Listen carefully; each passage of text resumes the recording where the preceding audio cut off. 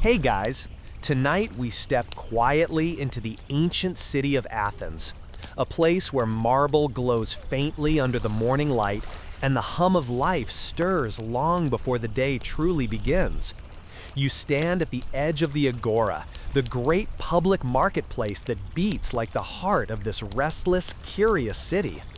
The air feels soft, still cool from the night, carrying the scent of olive wood smoke, baked bread, and the faint salt from the nearby sea. Somewhere in the distance, a rooster objects loudly to the idea of dawn, and you can't help but smile. You probably wouldn't survive one of these early mornings, not with sandals this thin and no espresso in sight. So, before you get comfortable, take a moment to like the video and subscribe, but only if you genuinely enjoy what I do here. And as always, drop a comment telling me where you're listening from and what time it is for you right now. Now, dim the lights, maybe turn on a fan for that soft background hum, and let's ease into tonight's journey together. You take your first slow steps down the dusty slope toward the Agora. The city is only half awake, but already the quiet is giving way to the faint murmurs of a crowd. It's a kind of human music, footsteps crunching on gravel, wooden wheels creaking, the low murmur of men greeting each other in that half-sleepy, half-serious Athenian way. The marketplace spreads before you, an open square surrounded by colonnades and stoas, long covered walkways lined with merchants, philosophers, and the occasional stray dog who seems to have opinions about both. The sunlight creeps across the stone, gilding the edges of statues, Athena Promachos towering in the distance, her bronze spear catching the dawn.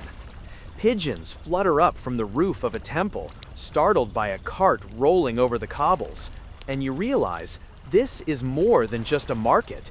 It's the pulse of Athenian democracy, commerce, and gossip, where ideas are traded as easily as onions. You step closer, brushing past a woman balancing a clay pot on her head. The pot wobbles dangerously, but somehow, miraculously, it doesn't fall. She mutters something about clumsy foreigners, and you pretend not to understand.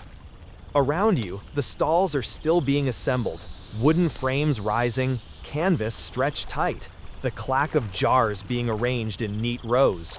A fishmonger splashes water from a bucket onto his display, the brine catching the sunlight like glass.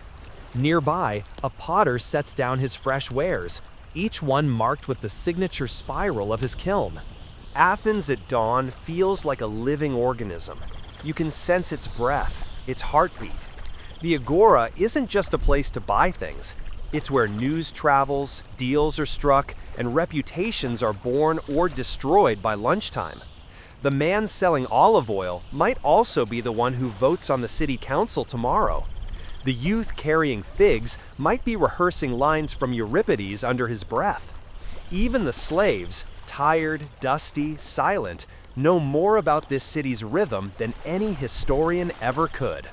Historians still argue whether the Athenian Agora was planned or if it simply grew, like a vine, around convenience.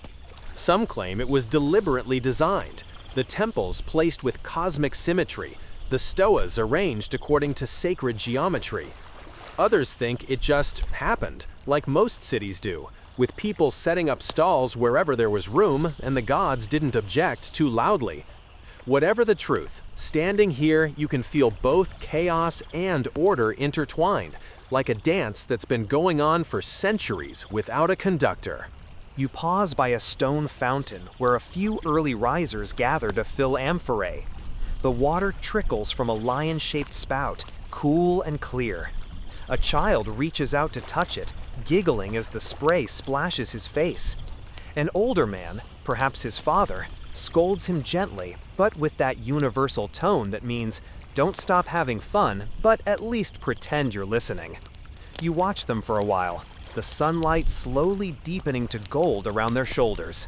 You turn toward the eastern edge of the Agora, where the Stoa of Attalos stands tall and orderly. It's newer than most buildings here, rebuilt in later centuries, but you imagine what it once was, a covered promenade filled with merchants selling perfumes, sandals, carved figurines. Beneath its roof, philosophers once paced back and forth, debating whether virtue could be taught or whether it was just luck. You think about that for a second, and realize that, at least for you, virtue probably depends on whether there's coffee involved. From here, you can see the Acropolis rising above the city like a silent guardian. Even now, the Parthenon glows faintly in the morning haze, its columns bright against the pale sky.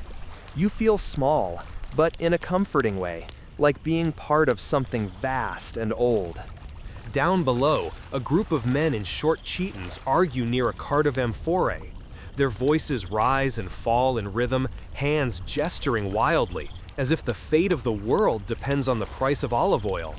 It's oddly soothing to watch, this blend of order, noise, and routine. Athens has its chaos, yes, but also an elegant predictability.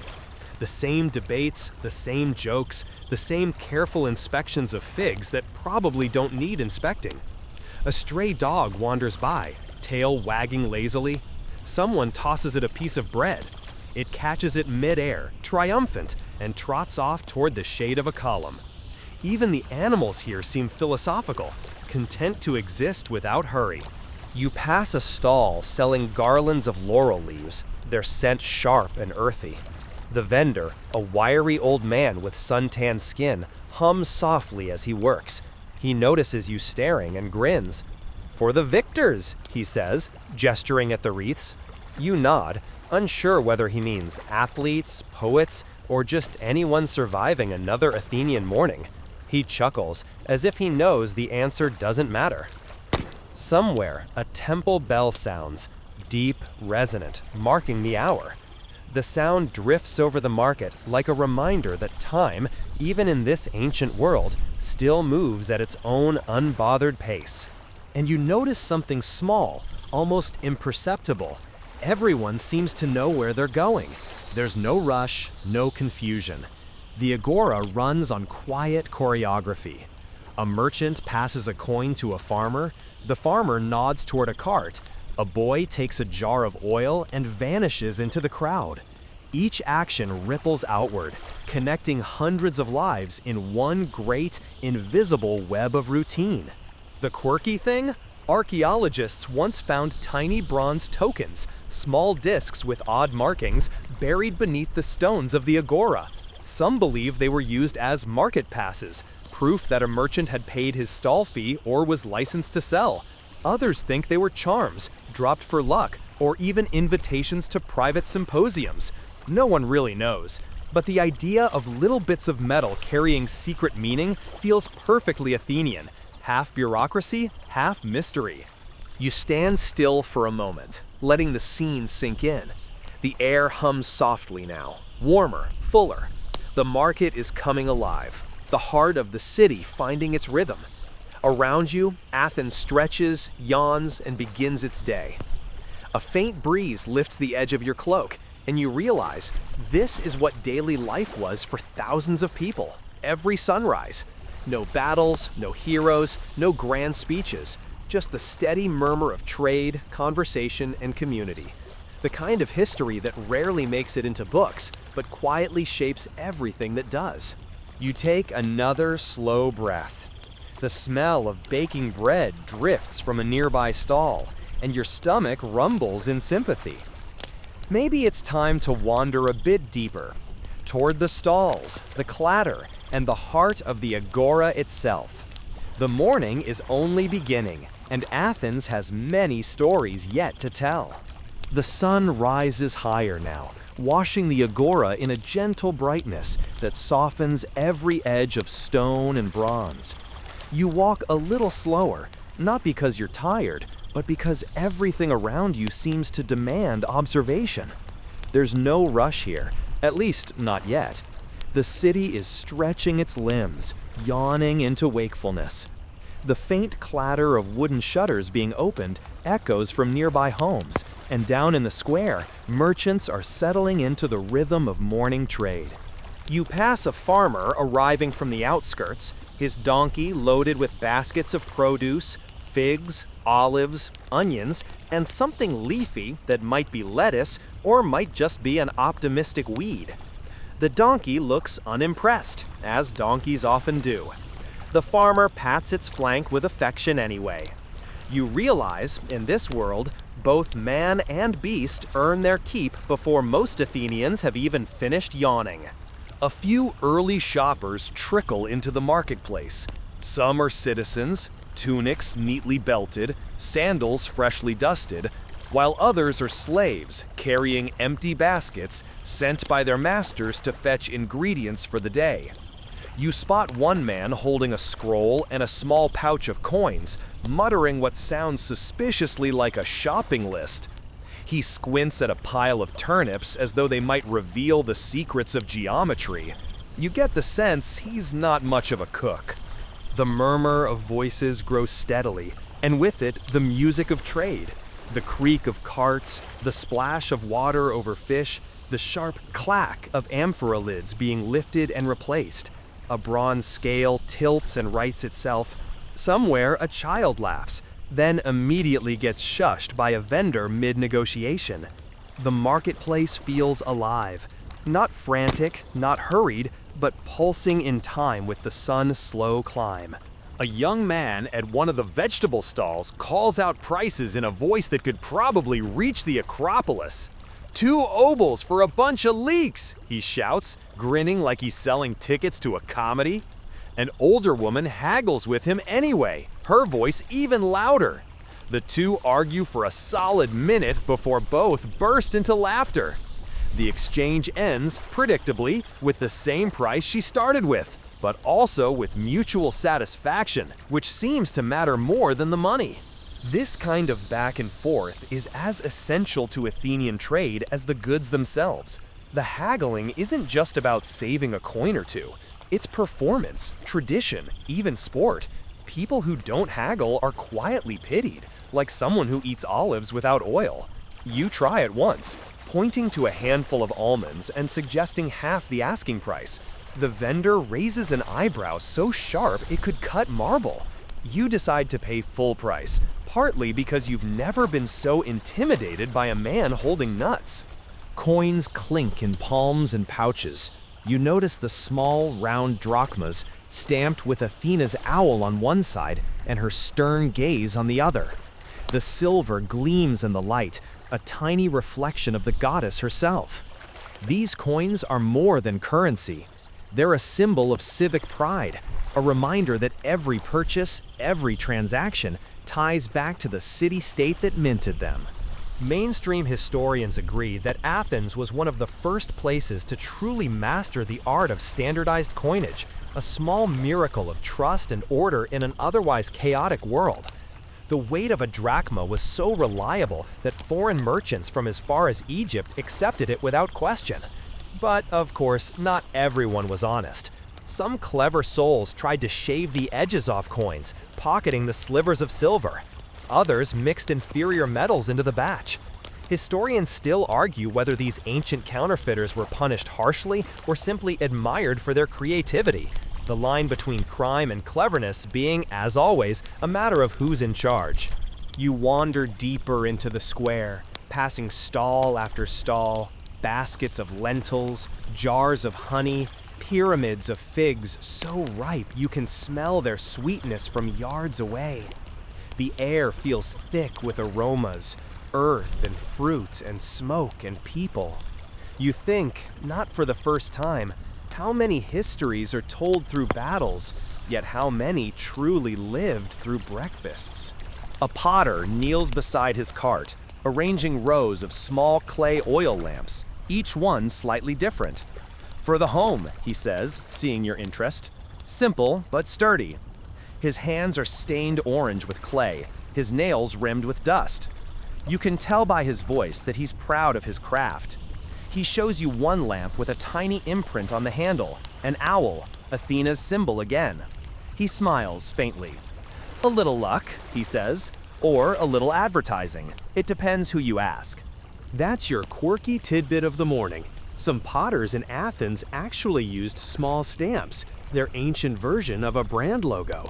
The idea that a craftsman might want to be recognized for his work centuries before social media feels oddly modern. You imagine them comparing stamps like artists today compare signatures. As the light strengthens, so does the sound.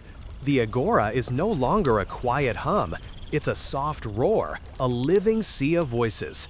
Some argue, some sing, some recite short verses to attract attention. A man selling olives chants in rhythm. Black as night, green as spring, both blessed by the gods. You almost buy some just for the poetry. The rhythm of morning trade is now fully alive. There's movement everywhere. Farmers unloading crates, slaves carrying amphora, dogs weaving between feet. A priest from a nearby temple wanders through, accepting small offerings in exchange for blessings. Someone sneezes, and half the crowd mutters, "Zeus save you," before going right back to their business. It's ritual wrapped in routine, the divine woven neatly into the daily. You pause at a bakery stall, drawn by the smell. The baker, a broad man with flour dusting his hair like snow, is pulling flat rounds of bread from a portable clay oven. He tears one open for you. Steam escapes, fragrant with sesame. "Still warm," he says. You take a cautious bite and immediately realize that ancient bread is both denser and better than you expected. You nod approvingly, crumbs betraying your manners. He grins and says, "You're welcome back, stranger, if you bring your own honey next time." You make a note to do just that. Somewhere nearby, a small argument breaks out between two men over the price of anchovies. Their gestures grow dramatic. One swears by Poseidon, the other by Athena. You half expect divine thunder to settle the debate, but instead, a third man steps in, flips a coin, and declares the matter solved. The loser scowls, the crowd laughs, and the morning continues without incident. In Athens, even conflict is efficient. You take in the details, the dust swirling in the sunlight, the faint squeak of sandals on stone, the occasional whiff of something you'd rather not identify. It's real, alive, imperfect, and it works. There's an energy beneath all of this that feels different from modern markets. Here, trade isn't just about buying and selling, it's about belonging. Every face you pass is part of the same civic experiment, a city trying to define itself through exchange.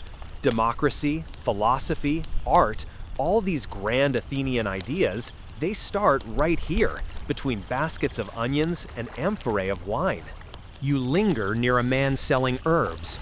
He points to each bundle with pride. Thyme for courage, mint for clarity, bay leaves for victory. "And this one?" you ask, pointing to a small bunch with delicate purple flowers. "Ah," he says, lowering his voice, "that's for bad breath." You both laugh softly. The world hasn't changed that much after all. The sun climbs higher, shadows shorten. The rhythm of trade reaches its steady tempo, not the chaos of a rush, but the confident pulse of a city that knows its own routine. A woman examines a jug, tests its handle, nods once, and pays without haggling. A boy runs by, carrying a loaf of bread as big as his head. Somewhere, a crier begins announcing public notices, upcoming festivals, new decrees, maybe even a tax adjustment or two. His voice blends into the soundscape, just another note in the symphony of commerce. You feel a strange calm standing in the middle of it all. The crowd, the noise, the life. Everything here seems temporary, yet deeply permanent. The same stones, the same sunlight, the same endless repetition of human need and ingenuity. As the morning deepens, you realize that what you're witnessing isn't just trade, it's the heartbeat of Athens itself. Every coin exchanged, every loaf sold, every argument resolved adds one more beat to that ancient rhythm. And you, quiet observer, are now part of it. You drift further into the hum of the Agora, where the sun now lies squarely across the open square, turning every amphora into a small mirror and every marble column into a stripe of gold. The air grows heavier, thick with the smells of olive oil, fish, and the faint metallic tang of coins rubbing together. You slow your steps as you approach the money changers, the quiet alchemists of the marketplace. Here, beneath the shade of a colonnade, the air feels a touch cooler. Men sit behind low wooden tables scattered with coins from all across the Aegean world. Silver drachmas, bronze obols, the occasional foreign stater from Corinth or Persia. Each glints differently in the light, carrying not only value, but a whisper of distance. You watch as a merchant from the islands hands over a small pouch of unfamiliar coins, and the changer examines them with the squinting patience of a man who's seen every trick in the book. He bites one lightly, nods, and pushes forward a handful of Athenian currency in exchange. The clink of the transaction feels oddly satisfying, the sound of trust and suspicion resolving into agreement. You step closer just to listen, and one of the money changers gives you a wry smile. "Careful," he says, "your purse will feel lighter just by standing here." He's not wrong. Athens in its prime was a city obsessed with coins, small, circular proofs of its greatness. The Athenian drachma was so well regarded across the ancient world that even distant cities accepted it without hesitation. That little owl stamped on one side, the face of Athena on the other, it was as good as a passport. You imagine pockets jingling from Egypt to Sicily, each carrying that same familiar emblem of silver certainty. Historians still argue whether the introduction of coinage truly democratized the Athenian market or just made cheating easier. After all, a bag of grain could be inspected, weighed, and sniffed, but a shiny piece of silver? That required trust. And trust, like silver, could be stretched thinner than one might like. Nearby, a young boy squats beside his father, counting coins into a small wooden tray. He moves them carefully, his lips moving silently. 1, 2, 3, 4. The father corrects him once, taps a coin, nods approval. You realize that for some, learning to count meant learning to trade. Numbers weren't just theory, they were survival. You move along, toward a group of merchants deep in negotiation. A ship from the islands has arrived with a load of wine and olive oil, and now the haggling begins. It's a dance, gestures, tones, pauses, each side pretending not to care quite as much as they do. The merchant from the port insists his amphorae are worth 10 drachmas each. The buyer raises an eyebrow and laughs. For that price, I expect Zeus himself to pour it. Back and forth they go, voices rising, laughter breaking through the tension. Finally, they clasp hands, the ancient equivalent of a handshake, and seal the deal. A scribe standing nearby quickly notes the agreement on a wax tablet, his stylus moving with efficient, scratchy grace. You wonder how many deals like this happen each day, small and large, weaving the city's economy together like a tapestry of promises. You pause beside a small stall selling scales and weights. The merchant there is a wiry man with a long nose and the kind of patience that only comes from watching people argue over grams all day. He lifts a tiny bronze weight in one hand, squints at it, and grins. "Perfectly honest," he says, as if to reassure both you and himself. Of course, honesty weighs differently depending on who's buying. You chuckle quietly. The man taps his scale, balancing a coin on one side and a smooth pebble on the other. The balance tips slightly. He frowns. Wind, perhaps. You suspect otherwise. One of your 3 required jokes lands naturally when you overhear another customer ask, "What if the wind always blows your way?" And the merchant replies, "Then perhaps I was born under a lucky breeze." Not far away, you find a corner devoted to barter, that older, simpler form of trade that still lingers even as coins dominate the rest of the square. A farmer with a cart of onions is trying to trade for a new clay jug. The potter looks unimpressed until the farmer sweetens the deal with a small wheel of cheese. The exchange happens, Goods for goods, no coins at all. You find yourself oddly touched by the simplicity of it, the kind of fairness you can see with your own eyes. Of course, barter has its limits. You imagine the awkwardness of someone trying to swap a goat for a haircut. Still, in the Agora, there's room for both, for the ancient rhythm of exchange that existed long before stamped silver tried to make it neat. You pause, letting the voices around you blur into one soft current. There's something hypnotic about this noise. The rise and fall, the repetition, the shuffle of sandals, the soft thump of amphorae being set down. Even the pigeons seem to coo in rhythm. A curious detail from history drifts through your thoughts. Archaeologists once found tiny lead tokens in the Agora marked with different symbols: amphorae, helmets, animals. Some believe they were used by merchants to keep track of credit or inventory. Others say they were barter coins for small trades, perhaps issued by guilds. Historians still argue whether these little tokens were official currency or just clever accounting tricks.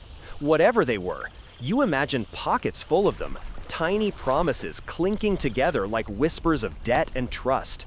Across the square, a woman buys a handful of sesame seeds from a grain seller, pays with 2 small coins, and then pauses. "You've shorted me," she says lightly, counting again. The vendor insists he hasn't. They argue briefly, politely, with the patience of people who do this every day. Finally, she points to the official measuring jar on the table, a clay container marked with the city's emblem. It's a reminder that Athens took its measurements seriously. The woman is proven right. The merchant sighs and adds a pinch more. She smiles, victory achieved without insult. There's an entire world hidden inside those small details: fairness, order, civic pride. Athens believed that trade should be both profitable and honorable, at least in theory. In practice, of course, human nature does what it does best. It negotiates the difference. As you move through the crowd, you begin to recognize patterns. A man buying olive oil one moment is selling wine the next. A fisherman trades his morning catch for vegetables, then turns around to sell those vegetables to a tavern owner. The lines between buyer and seller blur until the whole market becomes a single organism, self-sustaining, circular, timeless. You stop near a fountain where a few merchants have gathered to rinse their hands. The water sparkles in the sunlight, droplets scattering like tiny coins. One man jokes that Athena must bless the fountain herself, since the water never seems to run dry. Another laughs. She must take her cut in drachmas. You realize humor, too, is a kind of currency here, traded freely, worth as much as silver when the mood's right. You look down at your own reflection in the rippling water, distorted by movement, by history. For a moment, it's easy to imagine yourself as part of this scene, just another citizen with a handful of coins and a list of errands. You might need bread, maybe olives, and perhaps, if you're feeling extravagant, a small bronze charm from the craftsman near the stoa. As you lift your gaze again, you notice a group of young men at the edge of the market debating something earnestly, not about trade, but about value. One insists that virtue, not wealth, is the true coin of a good life. Another laughs and says virtue doesn't buy dinner. The debate continues, half serious, half performance, and the crowd around them occasionally applauds as though watching a play. You smile. Even here, commerce and philosophy share the same stage. You make your way slowly toward the next row of stalls, your purse a little lighter, your mind a little fuller. You've watched silver glint in the sun, heard laughter over scales, seen the quiet trust that binds one stranger to another. And as the morning deepens into noon, you realize something both comforting and humbling. The sound of coins, the rhythm of barter, the language of trade, it's all just another way humans have learned to talk to each other. The Agora may be ancient, but the heartbeat feels familiar. The hum of business carries on behind you, endless and ordinary and miraculous all at once. The scent reaches you before the sounds do.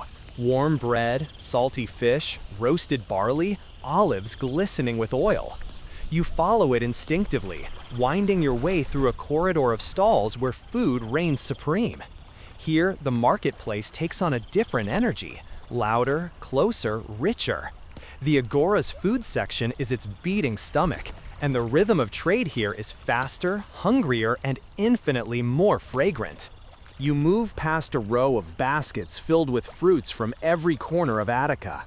The figs are soft and dusky purple, their skins stretched just to the point of sweetness.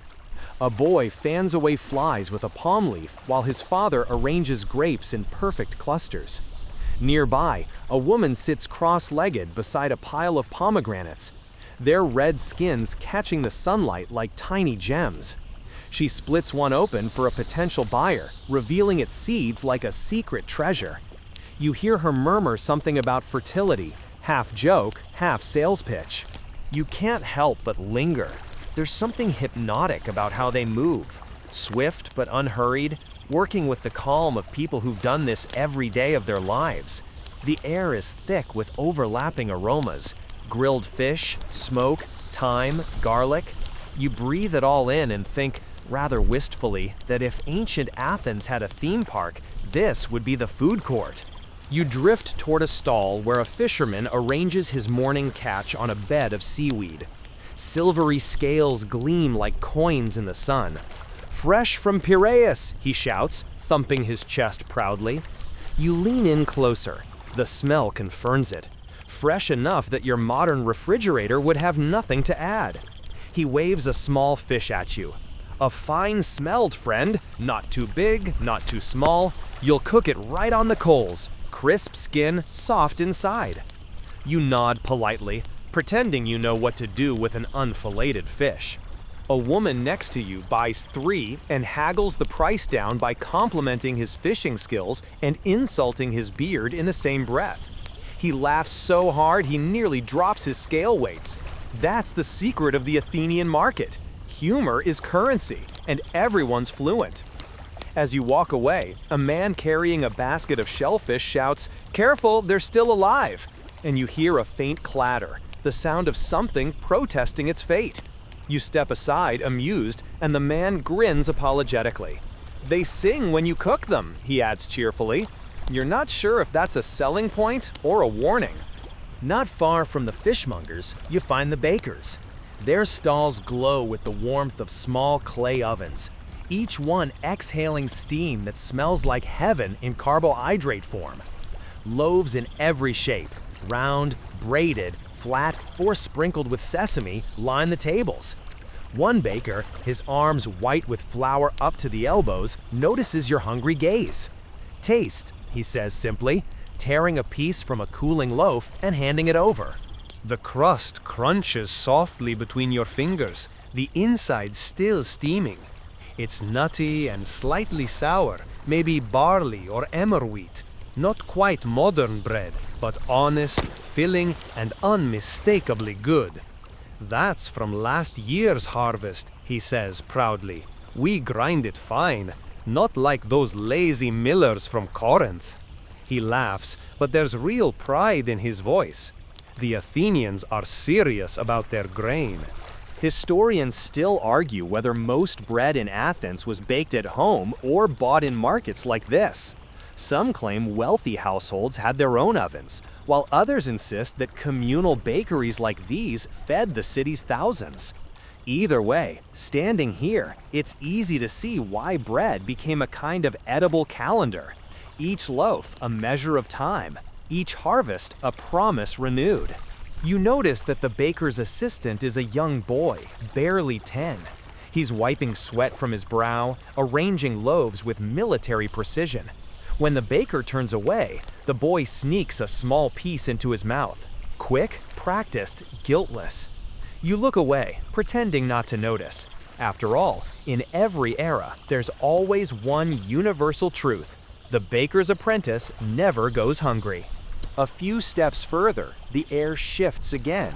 Sweet now, thick with honey and roasted nuts. A confectioner waves you over with a wooden spoon dripping gold.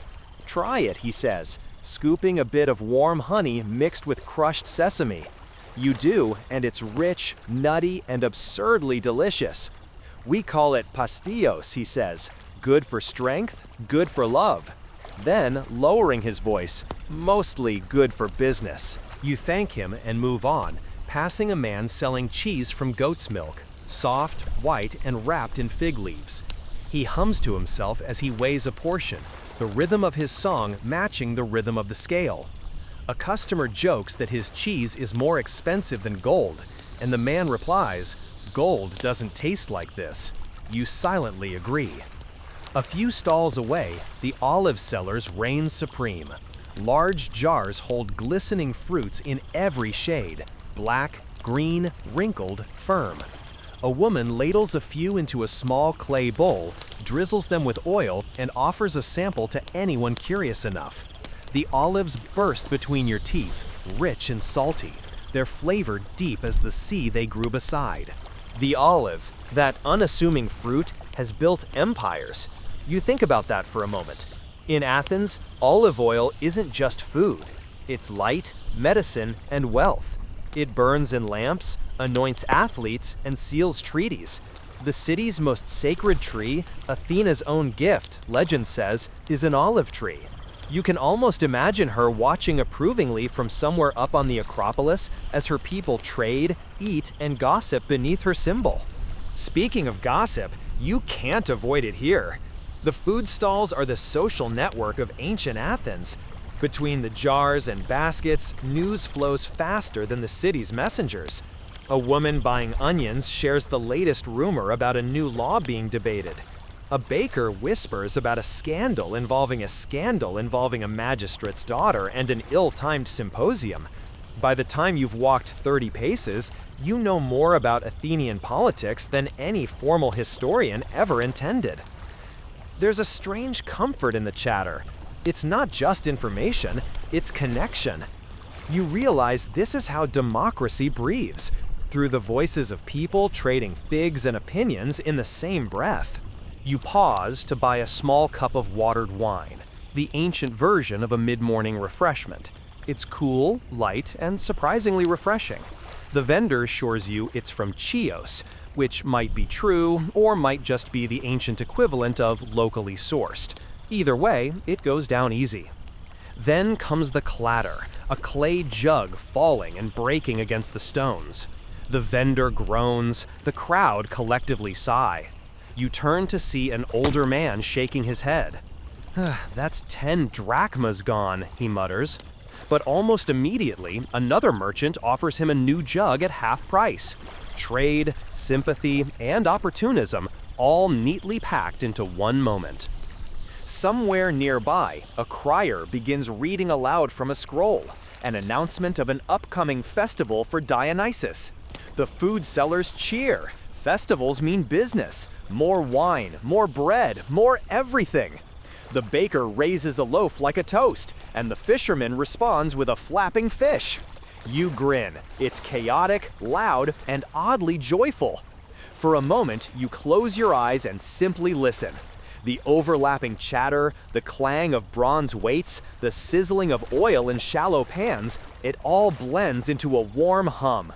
The Agora is alive in a way that cities rarely are now. Nothing recorded, nothing automated. Just hands, voices, and trust.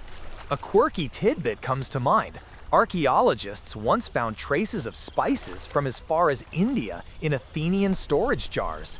Imagine that! Cinnamon or cardamom making its way across continents to end up here, perfuming a pot of honey or a jug of wine.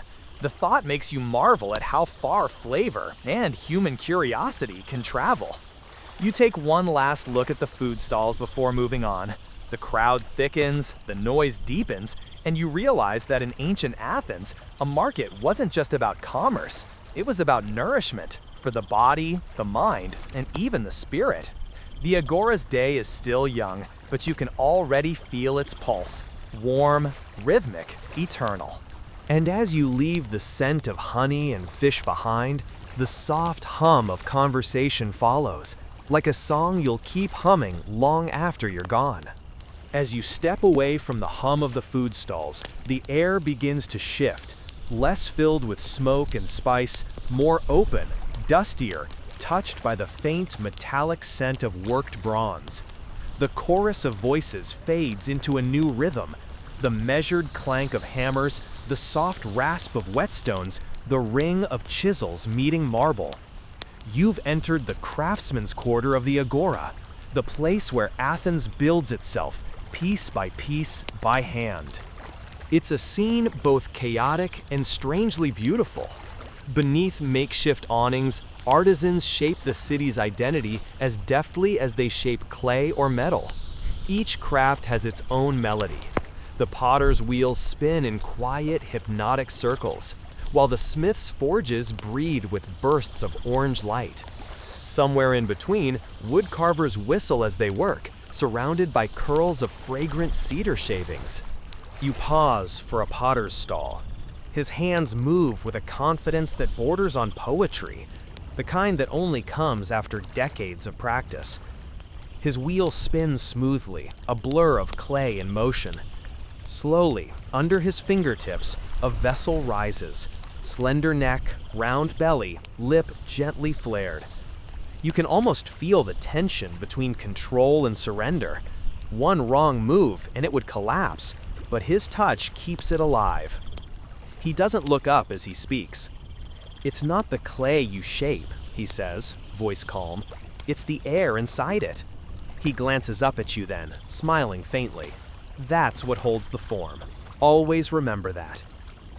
You realize he's not just talking about pottery. Behind him, rows of finished vases line a low wooden table. Amphorae, craters, kylixes, each painted with delicate black figures that tell stories older than the city itself. Warriors march in profile, horses gallop in thin lines of ochre, gods recline at banquets that have never ended. You trace the images with your eyes, amazed that something so fragile could carry so much history. He sees your gaze and chuckles. "Those aren't for drinking," he says. "Those are for remembering." It's true. Some of these vases are destined not for kitchens, but for tombs, temples, and treasuries. In a world before photographs, these were Athens' memory, her art, her myths, her mirror. A little further down, the clanging of metal grows louder. You find yourself drawn to a blacksmith's forge, where sparks leap and dance like fireflies in daylight. The smith himself is a mountain of a man, his tunic dark with soot. His apprentice works the bellows while he shapes a glowing bar of bronze on the anvil. Each hammer strike lands with precision, not violent, but deliberate. He dips the metal into water. A hiss of steam rises, curling into the air like incense. "Swords?" you ask, half expecting it. He shakes his head, a faint grin under his beard. "Door hinges," he replies, "and a new handle for the magistrate's chair. I leave the swords to the Spartans." There's a quiet pride in that, the pride of a craftsman whose art serves life, not war. You watch him work for a while, marveling at how methodical it all is, how he seems to listen to the metal more than he commands it.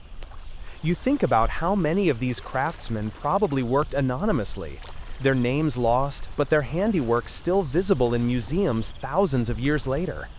Somewhere, perhaps, a clay jug or a bronze clasp you've seen behind glass once began here, under this same sun, in this same hum of labor and laughter.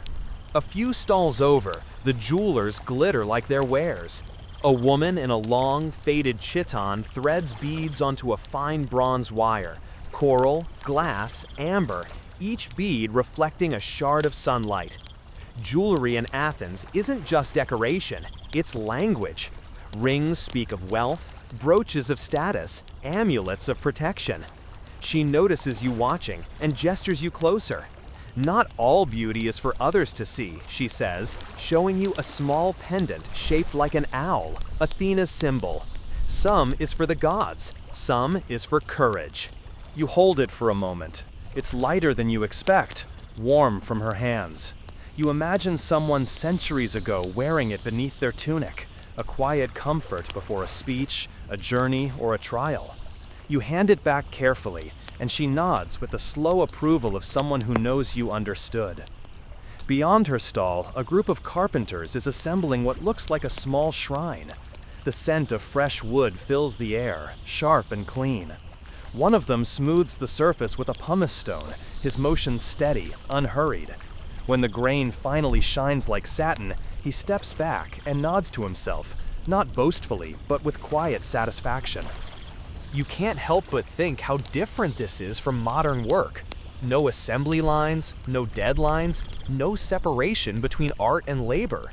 Here, craftsmanship is identity.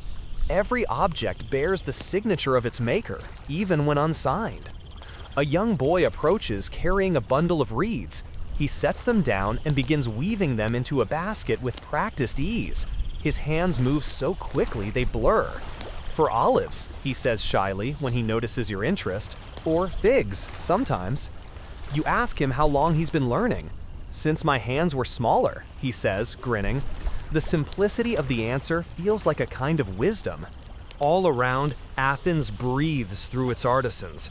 In every corner, people are making, not for luxury, but for necessity, beauty, and pride. You begin to notice something subtle. None of them work alone. Even the potter has an apprentice, even the jeweler a helper. Knowledge passes hand to hand, generation to generation, as naturally as air. You spot an older sculptor at the far edge of the row. He's working on a small marble head, perhaps a god, perhaps a philosopher.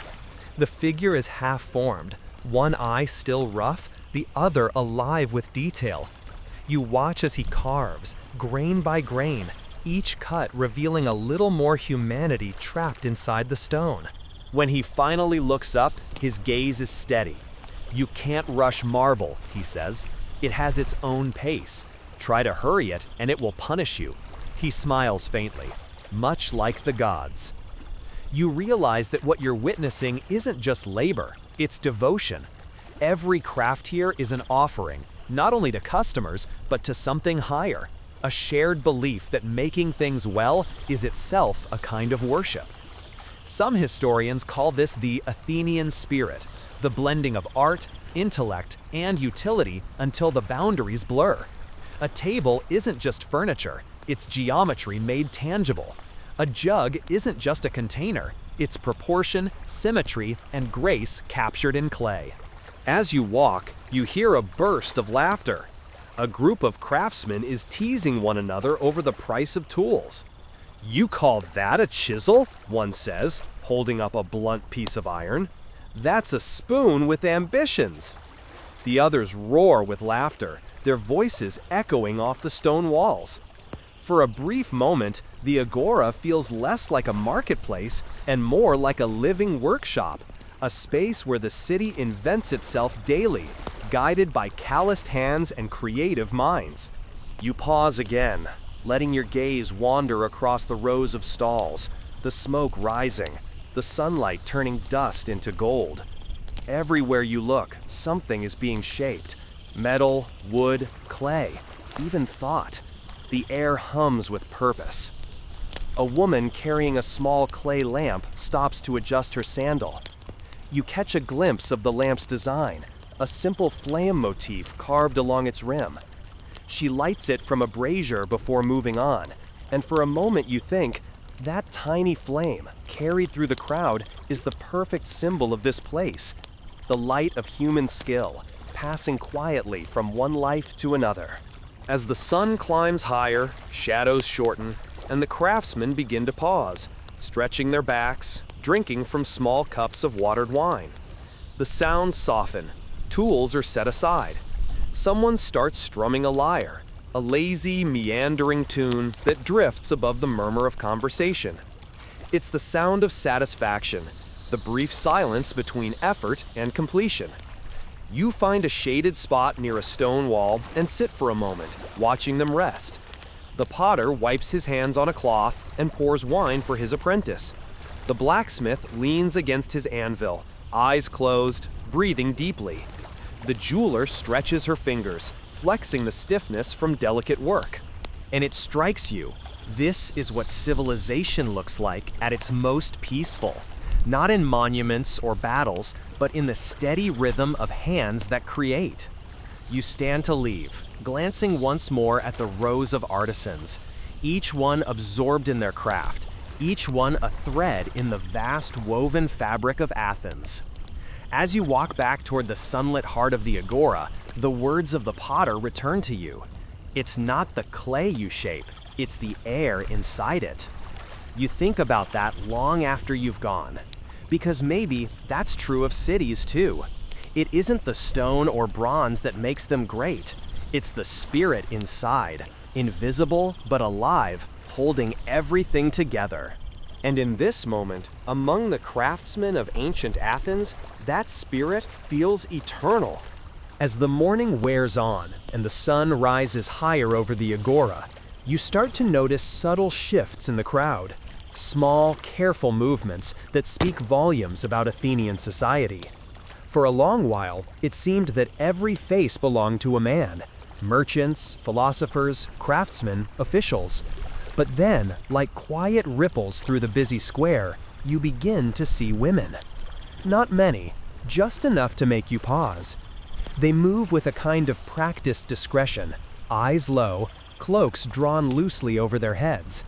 Their voices are soft, rarely raised. Yet their presence is essential, like an undercurrent beneath the surface of the city's public life. In Athens, the Agora may be the center of commerce, but it is also the stage of the male citizen, politics, philosophy, public debate. Women belong, officially, to the home. Yet here they are, navigating between stalls, negotiating softly for oil, wool, or bread, tending to the unseen labor that keeps the grand machinery of Athens running. You spot one near a fruit seller's stand. Her dress is simple, linen dyed a pale ochre, her sandals dusty from the walk. A young slave girl follows close behind, carrying a basket. The woman points to a pile of figs, murmurs a price, shakes her head at the merchant's counteroffer. The negotiation is swift, efficient, almost silent. No grand gestures or jokes like the men you've seen haggling all morning. When the merchant finally nods, the woman gives the faintest smile, her victory discreet but unmistakable. She hands over a few coins, accepts the fruit, and disappears into the moving crowd like smoke. You realize that in a city built on visibility, statues, speeches, grand gestures, these women rule the invisible sphere. They run households, manage servants, balance expenses, prepare offerings, and raise children to inherit the democracy their mothers can never vote in. There's a strange kind of irony to it, and you can't help but smile. Near the eastern edge of the market, you find a cluster of stalls selling fabric, bolts of wool, linen, and imported silk. The air here is gentler, quieter, filled with the soft rustle of cloth instead of the clatter of tools.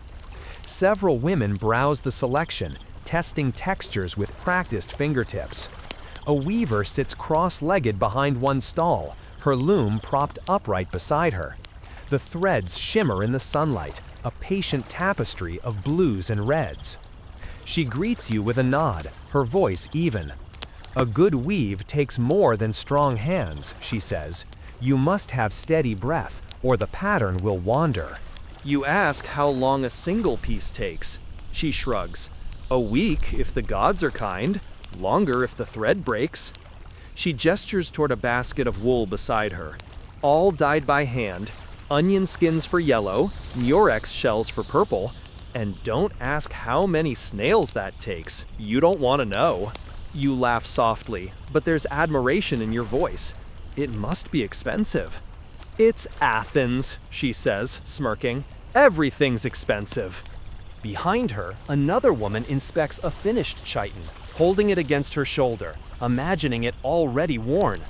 You can see the unspoken calculation in her eyes, how long it will last, whether the neighbors will envy it, whether her husband will approve. Clothing, in ancient Athens, is never just fabric. It's social armor, a balance between modesty and status, between visibility and safety. Historians still argue whether Athenian women enjoyed more freedom than we think, or if the few glimpses we have, these quiet moments in the market, are exceptions rather than rules. Some evidence suggests that poorer women, or those from artisan families, moved through the city more freely, while the wives of wealthy citizens stayed mostly within the home. Others insist that even these brief appearances in the Agora were supervised or strategic. Either way, here you can see the truth that records often miss. People adapt. No rule is absolute when life demands flexibility. As you continue your stroll, you pass an old woman selling garlands, wreaths of laurel, ivy, and myrtle. Her fingers are deft, weaving stems and petals with care that borders on reverence. For the gods, she murmurs as you pause to watch. Or for lovers. The gods prefer fresh ones, but lovers don't always mind if they wilt. She gives you a sly look, the kind that transcends centuries. You smile, thinking how humor survives even under constraint. She points her chin toward a nearby fountain, where a few women gather with jars and amphorae. You wander closer. The sound of splashing water mingles with low laughter. They fill their containers carefully, chatting in the lilting rhythm of routine. One hums a tune, a lullaby perhaps, or a hymn to Demeter. The water catches the sunlight, scattering reflections across their faces. You realize this is as much a social gathering as a chore. The fountain, like the market, is a meeting place, one of the few spaces where women can linger and share news, stories, even secrets. If you listen closely, you can almost catch fragments of their talk. Complaints about husbands, praise for children, whispers of the upcoming festival at Eleusis. A girl dips her hands into the water, splashing her friend, who yelps in mock outrage. Both of them laugh, the sound light and unguarded. For a moment, the strict lines of Athenian society blur.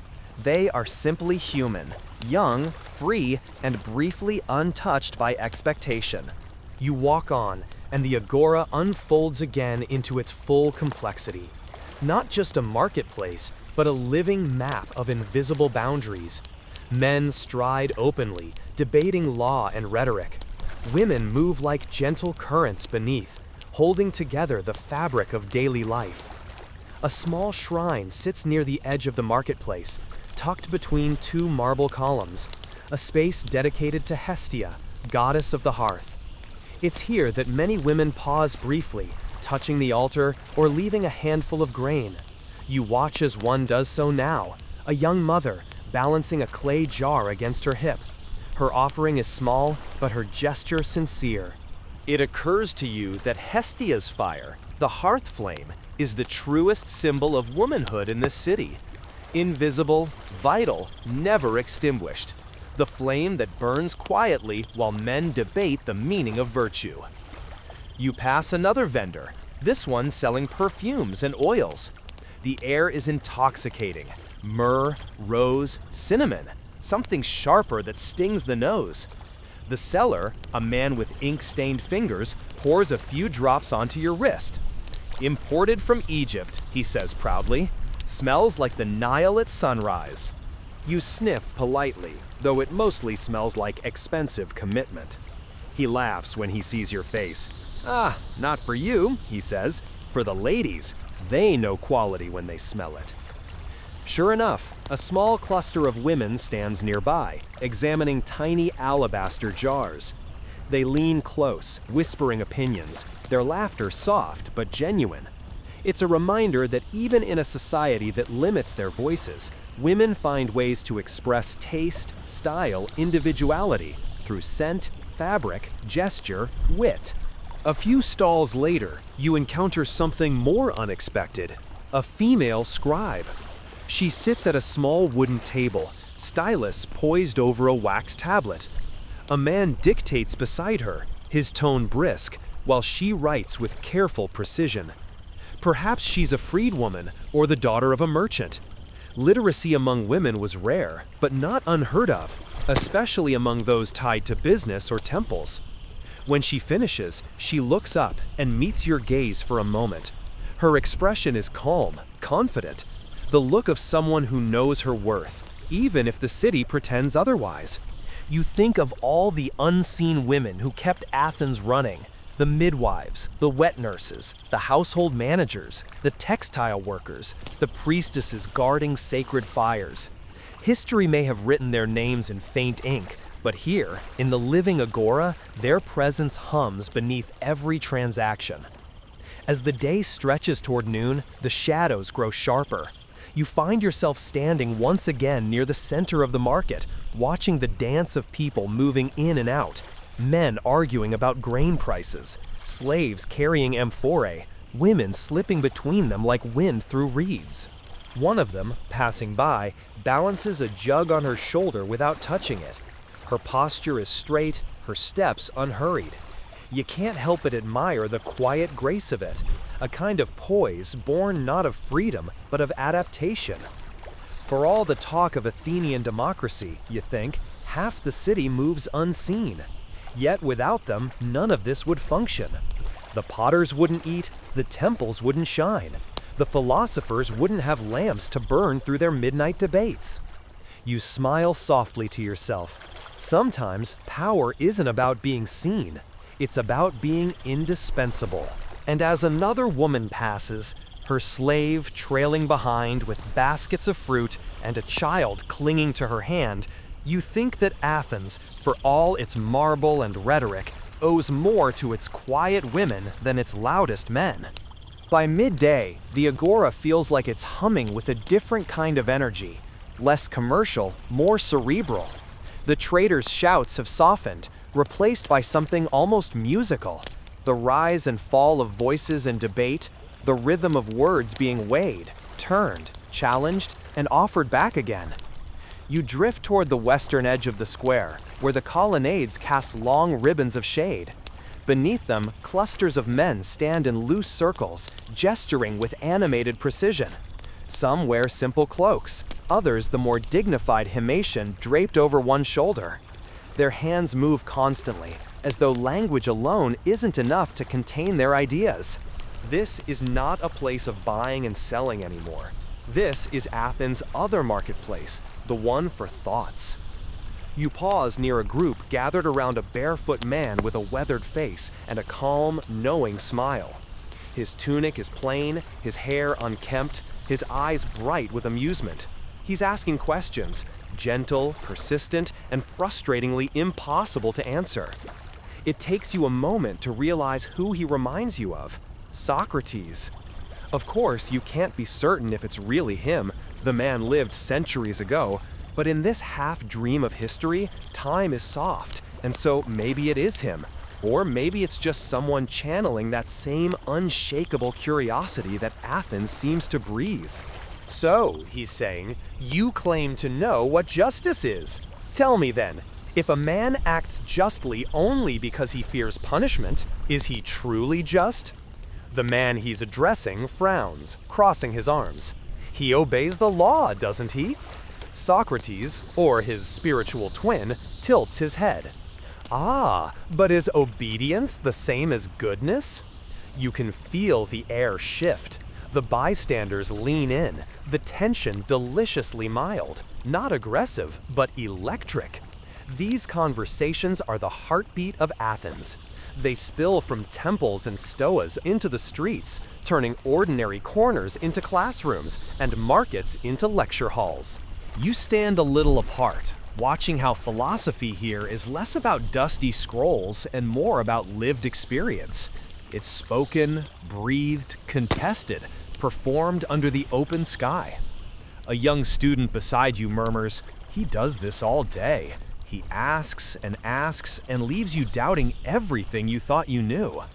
You whisper back, "Doesn't that get exhausting?" The student grins, "Yes, that's why we love it." You can't help but laugh quietly. It's the sort of humor that crosses centuries, the frustration of learning that never ends. Nearby, another small crowd gathers around a different kind of speaker. This one isn't asking questions, he's proclaiming. He stands on a low stone step, gesturing with dramatic flair. quoting lines from Homer with enough passion to make you almost see the ships sailing to Troy. His audience cheers at every flourish. A street philosopher, perhaps, or an orator in training. Athens breeds them like olive trees, countless, stubborn, all reaching for light.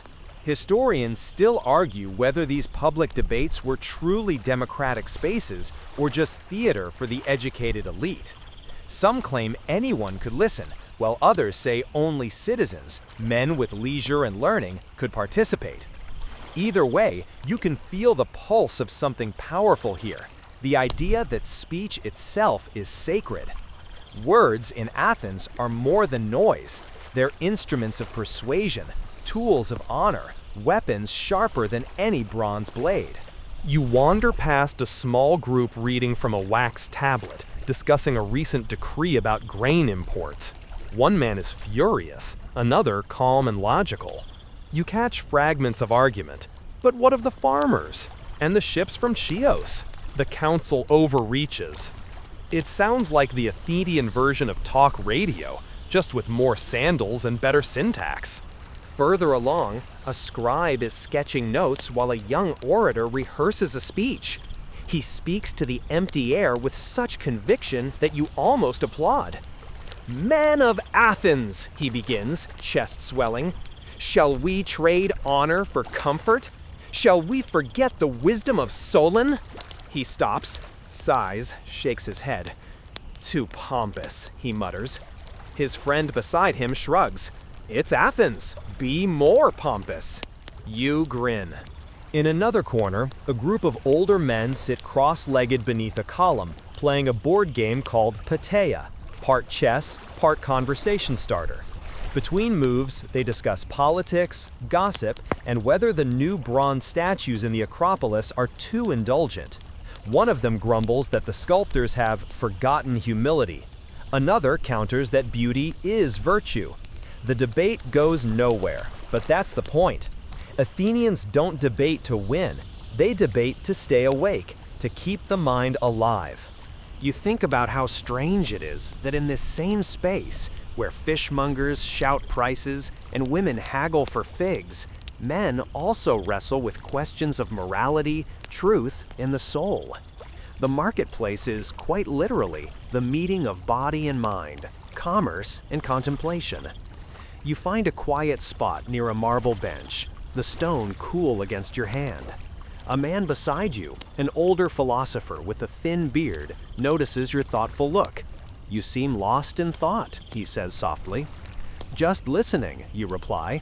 "There's a lot to take in." He nods. "Ah, yes, the Agora does that. It teaches you whether you ask for lessons or not. See them, all talking, gesturing, performing? It's like watching the city think out loud."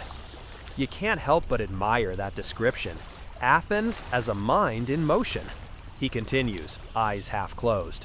"Some of these boys will grow up to be lawmakers. Some will command fleets. Some will end up broke, or worse, poets." He smiles faintly. "But all of them will carry a little of this with them, this habit of questioning." You ask him if he misses the quiet. He chuckles. "Quiet is for the dead. Thought is noisy. It should be." A gentle breeze stirs the dust, carrying faint echoes of laughter and argument. Somewhere, a lyre begins to play, soft, rhythmic, almost like a heartbeat under all the words. As you listen, you realize how much Athens values conversation as both art and exercise. The same way the athletes stretch in the gymnasia, the citizens stretch their logic here, testing how far ideas can bend before they break.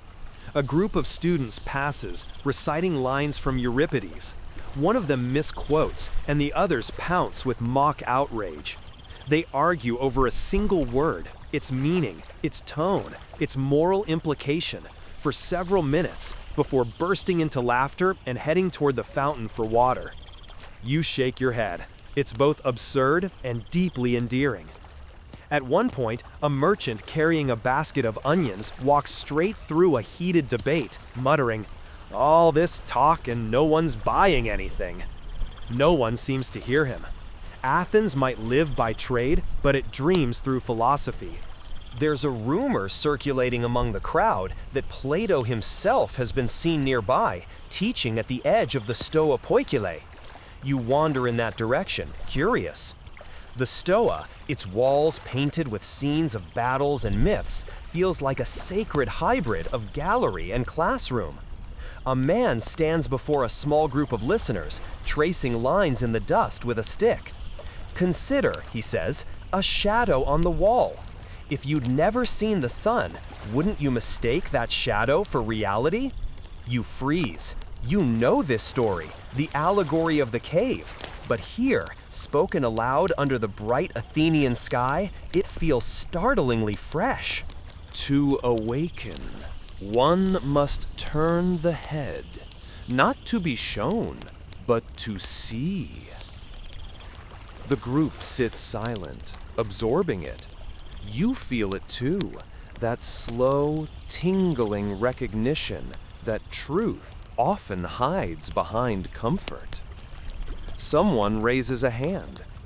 But most people never turn their heads, he says softly. The philosopher smiles. That's why the wise must be gentle. You find yourself exhaling without realizing you were holding your breath. There's a stillness now, even among the crowd, the kind that follows when someone speaks a truth that resonates too deeply to debate. It lingers, fragile as a spider's web, before the hum of the market slowly fills it again. The philosophers disperse. The orators move on. The students laugh once more. Life resumes its noise. But you sense that beneath it all, something enduring pulses. The quiet insistence that ideas matter. As you turn away from the Stoa, a boy runs past carrying a bundle of scrolls, nearly tripping over a sleeping dog. A few olives roll from his pouch. He curses softly, then laughs. The dog, unconcerned, snores on. And just like that, the lofty world of philosophy melts back into the warm, messy heartbeat of everyday Athens. One city, thinking and living all at once. You smile. Maybe that's the true genius of this place. Not that it separates thought from life, but that it weaves them together until they're indistinguishable. Here, a loaf of bread, a question about virtue, a joke about onions, all belong to the same conversation. And somewhere behind you, you can still hear that familiar voice asking softly, "But what is goodness, really?" You don't answer. You just walk on, smiling. As the afternoon sun slides toward the western hills, the colors of Athens begin to change.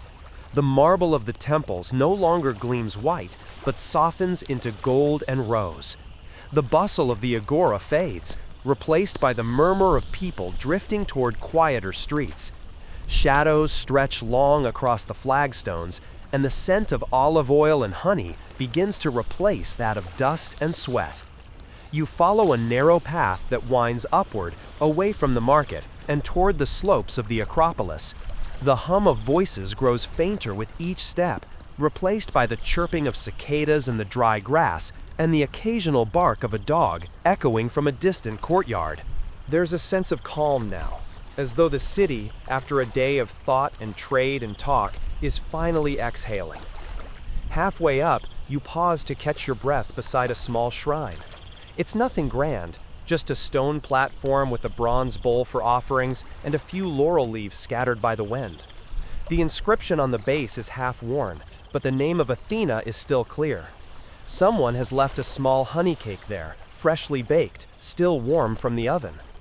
It strikes you that for all the grandeur of Athens, its philosophers, its politics, its art, much of its devotion lies in moments like this, quiet, humble, domestic.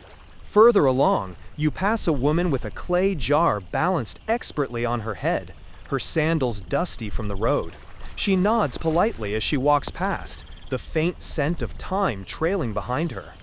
A few steps later, a pair of children run by, chasing each other with wooden sticks, pretending to be heroes of the Trojan War. Their laughter rings down the slope. Everywhere you look, you see small glimpses of the divine stitched into daily life. A statue of Hermes at a crossroads, polished bright from 1,000 casual touches. A garland of flowers hung over a doorway. A thin thread of incense curling from an open window. The people of Athens don't keep their gods far away in temples. They keep them close, in gestures, in habits, in the rhythm of the day. At the crest of the hill, the Acropolis comes into view, glowing like a crown in the last light of the sun. The Parthenon rises at its center, a perfect geometry of stone and air, its columns both massive and graceful. From a distance, it looks eternal. Up close, you can see the marks of human hands, the tiny chisel lines, the subtle irregularities that make it somehow more alive. A few travelers stand nearby, their heads tilted back in awe. One of them murmurs, "It's like the gods themselves carved it." But you know better. It was men, stone cutters and architects, slaves and craftsmen who built this. Ordinary hands, steady and calloused, lifting each piece into place under the open sky. The divine here is not separate from the human. It's built out of it. You walk slowly around the perimeter, the marble warm under your sandals. From this height, you can see the whole of Athens, the whitewashed houses clustered like sea foam, the olive groves beyond, and the glimmering curve of the sea far to the south. The breeze carries the faint scent of salt and pine, mingled with something ancient, the dry sweetness of time itself. As you walk, you overhear a guide explaining to a small group of visitors how the Parthenon once housed a statue of Athena made of ivory and gold. They say her spear tip caught the sunlight and could be seen from the sea, he says proudly. You imagine it. Sailors returning from far voyages, seeing that flash of light on the horizon, knowing they were home. But now, the statue is gone, melted, looted, or lost to history. What remains is quieter, emptier, but not lifeless. The space still hums with reverence, as though the air itself remembers. You find a shaded corner and sit, watching the last of the sunlight drift across the marble floor. A group of priests in white robes passes by, carrying baskets of offerings. Their sandals make almost no sound. They move with deliberate grace, their gestures slow and practiced. One of them lights a small lamp at an altar. The flame flickers, catches, steadies. You realize how much of Greek ritual revolves around small acts of order, lighting lamps, pouring libations, offering bread and oil. The gods are honored not with extravagance, but with steadiness. Faith, here, is a rhythm. A few steps away, a young woman kneels beside the altar. Her head is bowed, her hands folded. You can't hear her words, but her expression is calm, resolute. She finishes her prayer, touches the base of the altar lightly, and stands. For a moment, she looks up at the statue of Athena that still stands watch, smaller now, a marble echo of the one that once gleamed with gold. Then she smiles faintly and walks away. It's easy to romanticize the ancients, to see them as distant figures wrapped in mystery, but sitting here, watching her, you realize they were simply people, hopeful, uncertain, trying to live well under the gaze of gods they believed watched them closely. You think of the philosophers in the Agora, talking about virtue and justice. You think of the merchants and craftsmen, their hands busy with daily survival. You think of the farmers who rise before dawn to tend their olive trees. And suddenly, Athens feels less like a legend and more like a heartbeat, steady, human, imperfect, enduring. As dusk deepens, a soft chant begins somewhere near the temple entrance. A chorus of voices, male and female, rising and falling together, drifts through the air like smoke. It's a hymn to Athena, simple and slow.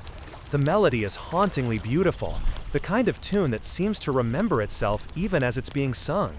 You close your eyes and let it wash over you. When the last note fades, night has fallen. The torches along the path flicker to life, their flames swaying gently in the breeze. The city below glows like a constellation. Small oil lamps twinkling in doorways, casting golden halos onto the cobblestones. You begin your descent, following the curve of the hill back toward the heart of the city. The air is cooler now. Somewhere, someone is playing a flute. Somewhere else, laughter spills from a tavern. At a small courtyard, you pause. A family is gathered for their evening meal. Bread, olives, a bowl of lentils, a jug of watered wine. The father lifts a small cup and pours a few drops onto the ground before drinking, a libation to the household gods. The gesture is quick, familiar, unthinking. The children chatter between bites. The mother laughs softly. The father tells a story, something about Theseus and the Minotaur, his voice rising and falling with practiced rhythm. The children's eyes widen with wonder, even though they've heard the tale 100 times. You stand at the edge of the lamplight, unseen, watching. There's warmth here, the same warmth that lives in every home, in every era. A shared meal, a story told at the end of the day. It occurs to you that maybe this, not marble temples or grand speeches, is what truly endures, the quiet rituals of living. As the family's laughter fades into the night, you continue walking. The streets are nearly empty now, the city wrapped in a soft hush. The moon climbs high over the rooftops, and the Acropolis glows faintly in its light, pale, serene, eternal. You stop once more and look back. From here, the temple seems less like a monument and more like a lantern, a memory made solid. Athens sleeps, but it never truly rests. The ideas born here, justice, reason, beauty, freedom, will wander far beyond these hills. They will travel through centuries, carried in words, rebuilt in marble, rediscovered in books, reborn in new cities. You take a deep breath. The air is cool, the scent of night jasmine drifting from a nearby wall. Somewhere, an owl calls, soft and low, the sacred bird of Athena keeping watch over her city. And as you walk home through the sleeping streets, you realize the thought that began in the Agora still echoes here, in the dark. What does it mean to live well? Perhaps that is the question Athens never stopped asking. And maybe that is why it still feels alive, even now, in memory, in ruins, in dreams. You smile, feeling the ancient calm settle over you like a blanket. Tomorrow, the city will rise again. The markets will open. The philosophers will argue. The temples will fill with incense. And another day will unfold beneath the same bright sun. But for now, in this soft silence between day and night, Athens simply breathes. And you breathe with it. The first light of dawn returns, but you hardly notice it at first. The soft hum of Athens reawakening seeps into your ears before your eyes open fully. Somewhere nearby, a cart creaks, a mule snorts, and a voice calls out in that familiar sing-song rhythm that marks the start of every day in the Agora.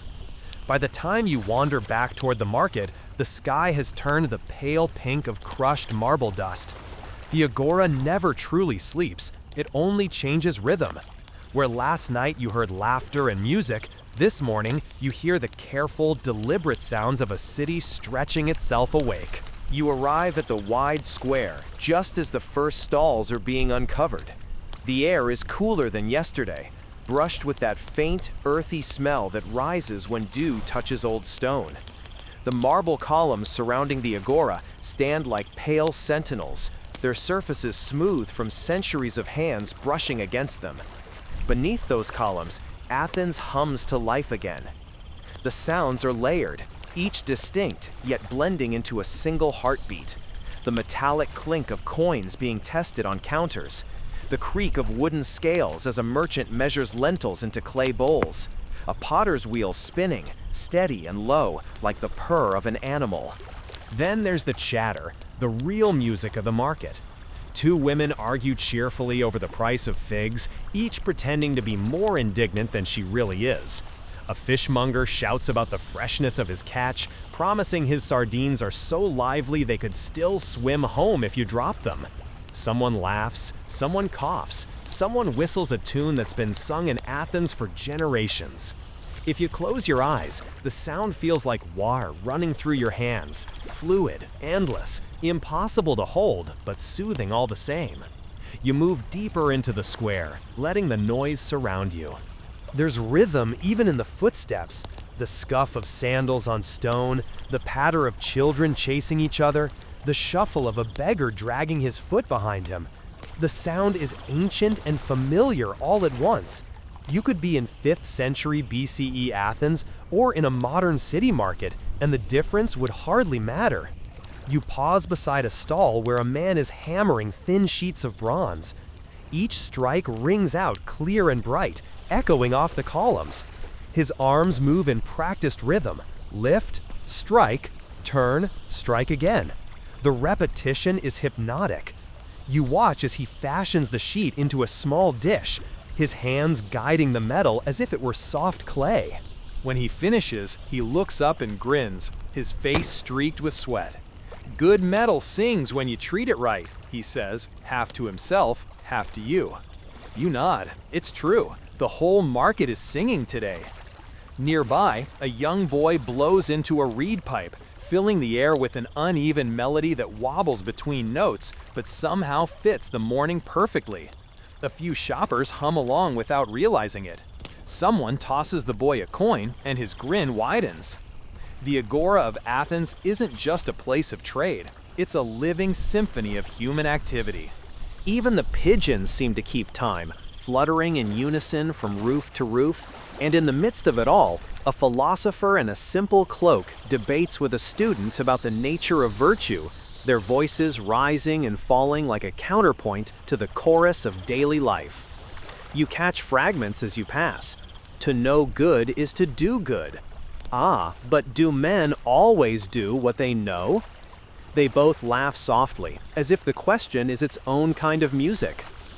Historians still argue whether the Agora was truly democratic in practice, whether everyone had an equal voice, or whether power hid quietly behind wealth and name. But here, walking among these columns, it's easy to believe the city at least tried.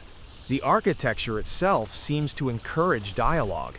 The stoa, those long, shaded colonnades, invite people to gather, to talk, to linger. Sound carries here. Every whisper finds an echo. Every question lingers like incense in still air. A group of older men sits cross-legged near the fountain, playing a game with small stones and a scratched board. They argue about the rules, as they probably have for decades, their laughter echoing like soft percussion. One of them leans back and calls out to a passing friend, his voice booming beneath the marble ceiling, reverberating against the open sky. It's strange. You realize that you can tell time by sound alone. Morning sounds are sharp and purposeful. Midday brings the low hum of heat and fatigue. Evening fills the air with stories, laughter, and music. Each part of the day has its own pitch, its own frequency. And beneath it all, there's that constant undertone, the stone itself. Every footstep, every clink, every spoken word vibrates through the marble foundation of the Agora. You can almost imagine the stones listening, storing centuries of conversation beneath their surface. You sit near the base of a column and close your eyes for a moment. The sound isn't chaotic, it's balanced, like a heartbeat that's been steady for hundreds of years. Someone nearby recites a poem by Hesiod, the words flowing in rhythm. Work brings honor, and idle hands invite shame. You smile faintly. Some ideas never go out of fashion. As the day grows warmer, the soundscape shifts again. Vendors splash water on the stone to keep the dust down. The crackle of oil as someone fries small cakes drifts through the air. A dog barks once, sharply, then curls back up in the shade. And then, amid all this noise, you hear something subtle, a bell. It's a small handbell, clear and pure, rung by a market official, the agoranomos, announcing that a new batch of grain has arrived at the far end of the square. You follow the sound, weaving through the crowd. At the grain stall, men scoop barley from sacks, their movements rhythmic and sure. The bell rings again, softer now, signaling the start of weighing. Scales creak, coins clink, and the air fills with the dry whisper of grain pouring from sack to bowl. There's beauty in the precision of it. The sound of commerce is almost ritualistic, each movement deliberate, each sound familiar. One man complains that his measure is light. The official frowns, lifts the scale, checks the balance, and nods gravely. "The fault's in your eye, not my weight," he says, deadpan. The crowd laughs, tension dissolving. Even disputes here have rhythm. As the afternoon wears on, shadows lengthen again across the square. The sun filters through the colonnades, painting stripes of light and shade across the faces of statues. Demosthenes, Solon, Athena herself. You pause at a sculpted relief showing a scene of market life carved centuries ago. Strangely, it looks almost identical to what you see around you now. A fishmonger, a buyer, a jug of oil, a philosopher watching from the corner. The sounds of life have hardly changed since the day that stone was first carved. A breeze stirs, carrying the faint sound of a lyre from somewhere deeper in the market. The notes are delicate, wandering, uncertain, as though the musician is playing for no one but himself. You follow the sound until you find him, an old man seated on a low wall, his eyes half closed, his fingers plucking gently at the strings. The melody floats through the agora, weaving between voices and footsteps, blending perfectly with the rhythm of the place. You stand there for a long time, listening. The city breathes around you, ancient and alive. Every sound tells a story. The hammer, the laughter, the bargaining, the chanting, the music. Together, they form the heartbeat of Athens. And as you walk away, you realize that even silence here is full of echoes. Because the Agora of Athens isn't just a marketplace, it's an orchestra conducted by time itself. The instruments may change, the voices, the footsteps, the trades, but the music never stops. And somewhere in that steady, eternal song, your own footsteps join the rhythm, as though you've been walking here all along. As the day drifts toward late afternoon, the heat softens, and you notice a shift in the Agora's atmosphere. The frenetic energy of trade begins to mellow, replaced by a slower, more reflective pace. Merchants start wiping down their counters, folding cloth, stacking amphorae carefully, and muttering last calculations under their breath. You can almost hear the market exhaling after a long day of business. Walking along the shaded colonnades, you notice the interplay of light and shadow becoming more dramatic. Sunlight slices through the marble columns in long golden shafts, creating patterns on the stone floors. The shadows of people stretch like ink across the ground, elongating as if time itself is slowing down. There's a kind of magic in it. The Agora, usually noisy and chaotic, transforms into something quietly theatrical. You pause at a corner where a merchant is carefully arranging his jars of olives. The scent is sharp and earthy, mingling with the lingering aroma of baked bread from a nearby stall. A few customers linger, debating the quality of the olives with a patience that you realize is a kind of ritual. Nothing is rushed here. Every purchase, every decision has weight. A group of children passes by, running barefoot over the warm stone, their laughter high and airy.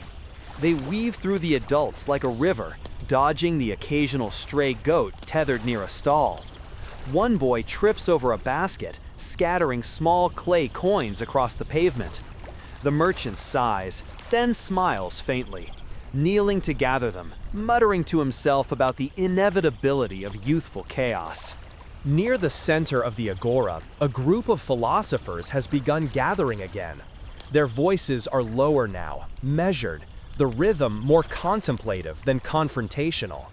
One is drawing geometric figures in the dust with a stick, explaining the principles of balance and proportion to a small circle of listeners. The other students lean forward, their faces illuminated by the soft, late-afternoon sun, absorbing each line with the quiet intensity of those who understand that knowledge is both rare and precious. Beauty, like justice, must be measured. But can one define beauty without the human eye? The questions hang in the warm air, unanswered, yet somehow complete in their asking. Historians still argue whether these philosophical discussions were truly open to all citizens or reserved for a privileged few. But in this moment, watching the students, you understand that curiosity here feels both universal and intimate. A few steps away, a woman kneels beside her stall, carefully arranging small baskets of figs and pomegranates. Her movements are deliberate, graceful, and patient.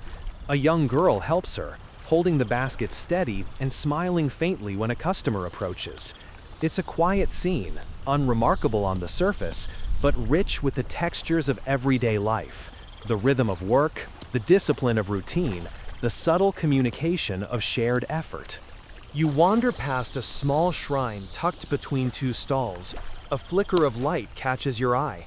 Someone has lit a tiny lamp as an offering. The glow is modest, yet somehow commanding. You watch as a passerby briefly touches the shrine and continues on their way, their gesture almost invisible, yet full of meaning. The presence of these small sacred acts reminds you that the Agora is more than a market. It is a social, spiritual, and cultural heart of Athens. The scent of fresh bread draws your attention to a nearby bakery stall. You watch as the baker slides loaves from the oven with long wooden paddles. The crusts are golden, the aroma intoxicating. A few customers haggle quietly over the price of barley and wheat loaves, the conversation low and cordial. One customer comments on the unusual addition of sesame seeds, and the baker nods, smiling at their appreciation. It's such a small detail, yet it tells a story about the city's tastes, its experiments with flavors, and the subtle ways in which culinary culture thrives in this bustling hub. Across the square, a potter lifts a freshly shaped amphora from his wheel, hands dusted in clay, and sets it carefully on a drying rack. You notice a small scratch along its side, an imperfection that seems almost intentional, a reminder that even in skillful hands, human flaws are never fully erased. There's beauty in the imperfection, a quiet honesty that contrasts with the grandiosity of the marble statues dotting the Agora. Historians still argue whether artisans and craftsmen were fully valued in Athenian society, or largely overlooked compared to philosophers and politicians. But watching these men and women at work, you can see their quiet pride, the subtle satisfaction that comes from creating something tangible, lasting, and useful. It's a pride that doesn't demand recognition, yet radiates quietly to anyone who observes closely. Near a fountain, a few women have gathered to fill jars with water, their voices soft, mingling with the faint splash of the liquid. One of them hums a tune, almost imperceptible, while the others laugh quietly at a shared joke. The fountain itself seems to mediate the space, the gentle trickle of water adding a cooling undertone to the dry heat of late afternoon, softening the edges of voices and movements alike. A young man approaches the fountain with a bundle of scrolls, carefully unrolling one and reading aloud to an older companion. The words drift softly across the courtyard, almost blending with the sound of water. They speak of law, of ethics, of duty and virtue. The cadence is calm, precise, like a song, and you find yourself drawn in, even as you continue to wander among the stalls and columns. In one corner, a small group of musicians sets up, a lyre, a flute, and a pair of wooden percussion instruments. They begin a soft improvisation, slow and deliberate, weaving their notes around the natural rhythms of the Agora, the shuffle of feet, the clink of coins, the rustle of fabric. It's music born of the city itself, inseparable from the space, inseparable from the lives moving through it. You pause to listen, noticing that even the pigeons seem to respond. They hop in time with the beat, coo softly, and take flight in a brief, synchronized flutter as a vendor waves his hands to shoo them away. Everything feels connected: the living, the moving, the still, and even the unseen rhythms of air and light. The sun continues its slow descent, and the warmth of the day softens into a gentle glow. You walk along a row of columns and notice a small group of older citizens gathered in quiet conversation, sharing the latest news, commenting on political events, or recalling past festivals.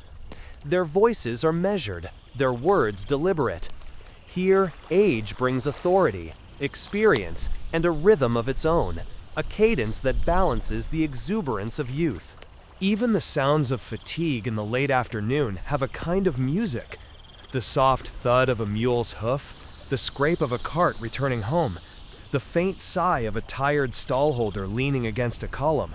All of it blends into the ongoing symphony of Athens, a melody of ordinary life given shape by the city's unique energy.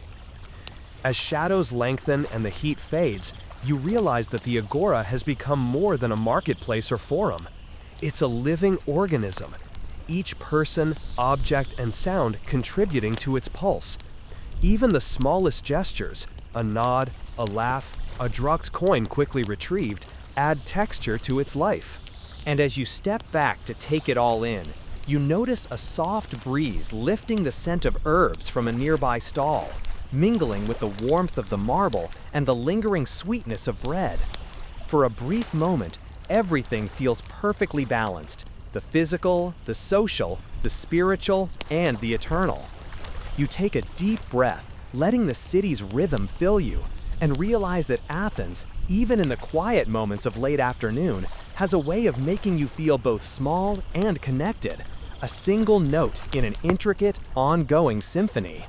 Evening settles over Athens with a kind of quiet authority. The sun dips behind distant hills, casting long shadows across the Agora and bathing the marble columns in soft amber light. The heat of the day fades, replaced by a gentle coolness that carries faint scents of olive trees, freshly baked bread, and the distant sea. The market, so lively just hours ago, has slowed to a slower, more deliberate rhythm. You wander among the stalls, noticing how the vendors have begun to close their wares, carefully stacking amphora, folding fabrics, and wiping counters. The air hums with the low murmur of conversations, punctuated by laughter and the occasional bark of a dog. There's a different kind of energy now, less urgent, more reflective, like the city itself is exhaling after a long day. Near the center of the Agora, a small group of men has gathered beneath the colonnade. They're older citizens, dressed in worn but dignified himatians, seated on low benches and stools. Their conversation is gentle, contemplative. You catch fragments of discussion. The council met today. The decisions weigh heavily. But the olive harvest promises more than last year. Their voices blend with the soft rustle of leaves and the distant clatter of closing stalls. A little further on, a woman carries a basket of figs and bread home, carefully balancing it on her head as a small child follows closely, clutching a clay jar. The mother moves with a practiced grace, her steps measured, her attention divided between the burden she carries and the child she guides. It's a familiar scene, ordinary yet rich with quiet significance, a reminder that life, in its simplest forms, is both fragile and resilient. You pause near a small fountain, tucked into the shadow of a colonnade. A few women kneel there, filling their jars and whispering softly to each other. One hums a gentle tune, a lullaby perhaps, while the other listens and smiles. The water gurgles over the stone lip, cool and clear, a soft counterpoint to the distant chatter of men debating philosophy or commerce. Historians still argue whether these evening gatherings were common for women or rare glimpses preserved only in passing references.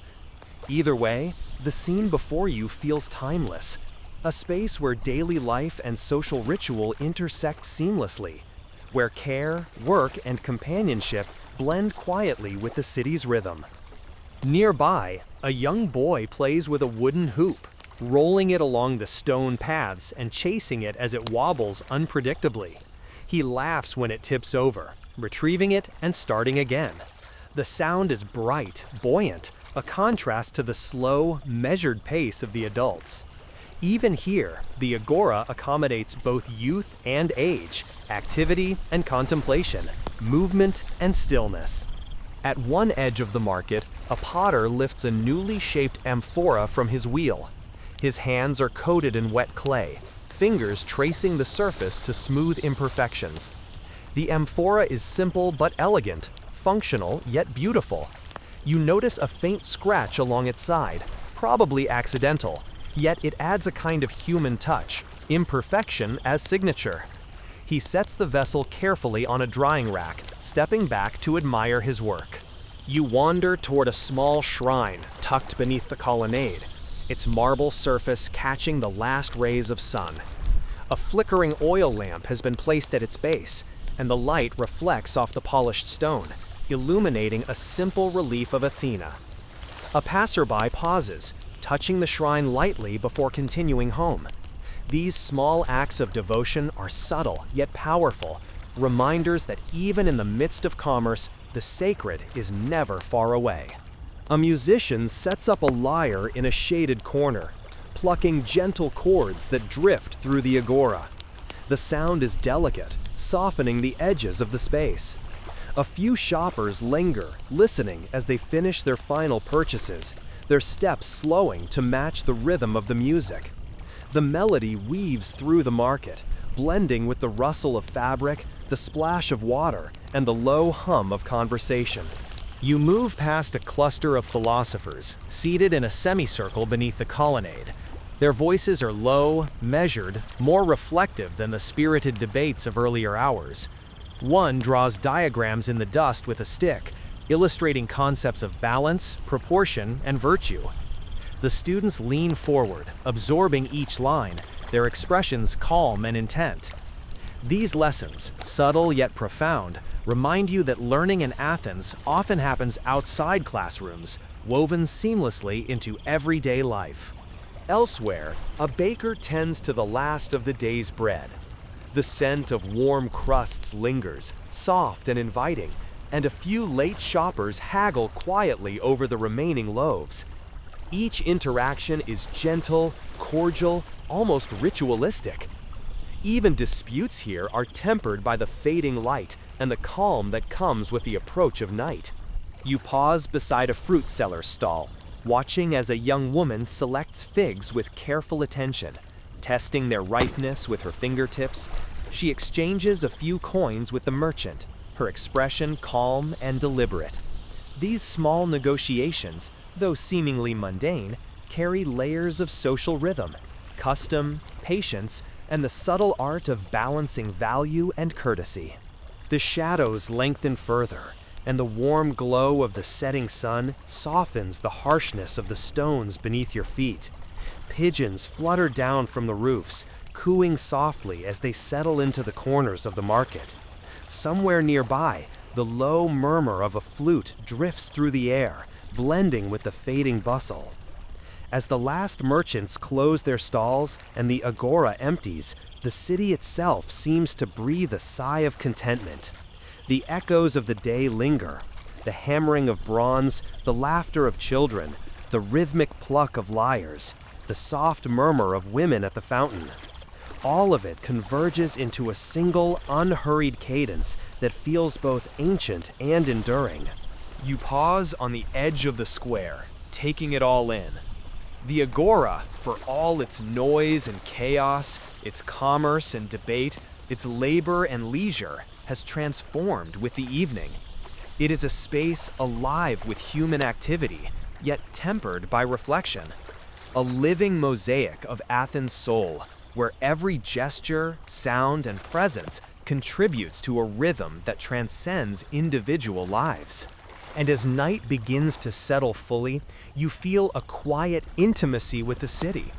You understand, in a way, that Athens is not merely a collection of stones, streets, and statues. It is a living organism, shaped by countless small acts of daily life, guided by rituals both mundane and sacred, and sustained by the invisible heartbeat of its people. Night deepens over Athens, and the Agora, now mostly empty, holds a different kind of energy. The bustling voices of merchants, philosophers, and children have faded into echoes, leaving a quiet hum that seems to vibrate through the marble columns themselves. You wander slowly through the square, your footsteps soft against the worn stone, careful not to disturb the subtle rhythm of the city settling into darkness. The stalls stand like sentinels in the moonlight, their goods stacked neatly or tucked away beneath cloth. You notice the faint glimmer of oil lamps left burning for security, their flames casting tiny golden pools on the pavement. Each flicker seems to animate the ancient stones, turning familiar surfaces into landscapes of shadow and light. A few cats weave silently through the columns, tails high, stepping delicately among crates of amphorae and baskets of dried herbs. Their eyes glint like tiny lamps, reflecting the firelight. Somewhere, a dog snores softly in a corner, its warm body curled into the last patch of sun-baked stone. Even the animals seem attuned to the evening's rhythm, moving with the slow deliberation of a city that knows the value of quiet. As you walk, the smells of the day linger faintly in the cooling air. The earthy tang of olive oil, the sweetness of figs, the subtle smoke from a distant hearth. Night transforms these scents into something richer, more introspective.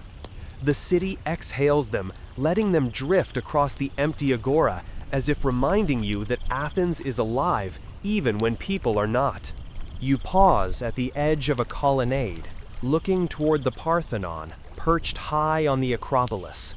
Moonlight washes over its columns, highlighting the crisp lines of the architecture while softening the marble's edges. The temple seems almost ethereal, hovering between reality and dream. You imagine how the full gold and ivory statue of Athena might have caught the moonlight, glinting faintly, her eyes watching over the city silently. Even now, without the statue's brilliance, the temple holds a presence that commands respect without needing a sound. A gentle breeze stirs, carrying the faint rustle of leaves from olive trees beyond the agora. You hear the distant trickle of water from a small fountain where a few late stragglers have paused to drink or wash their hands. The water glints like quicksilver under the moon, adding a delicate cadence to the stillness around you. Historians still argue whether Athenian citizens routinely walked the agora at night or if this quiet was reserved for ceremonial occasions. Either way, the effect is mesmerizing. The space, once filled with commerce and argument, now feels sacred, like the echo of a day long lived, paused just long enough for reflection. You notice a small shrine tucked beneath a shadowed archway. A single oil lamp burns there, its flame steady and golden.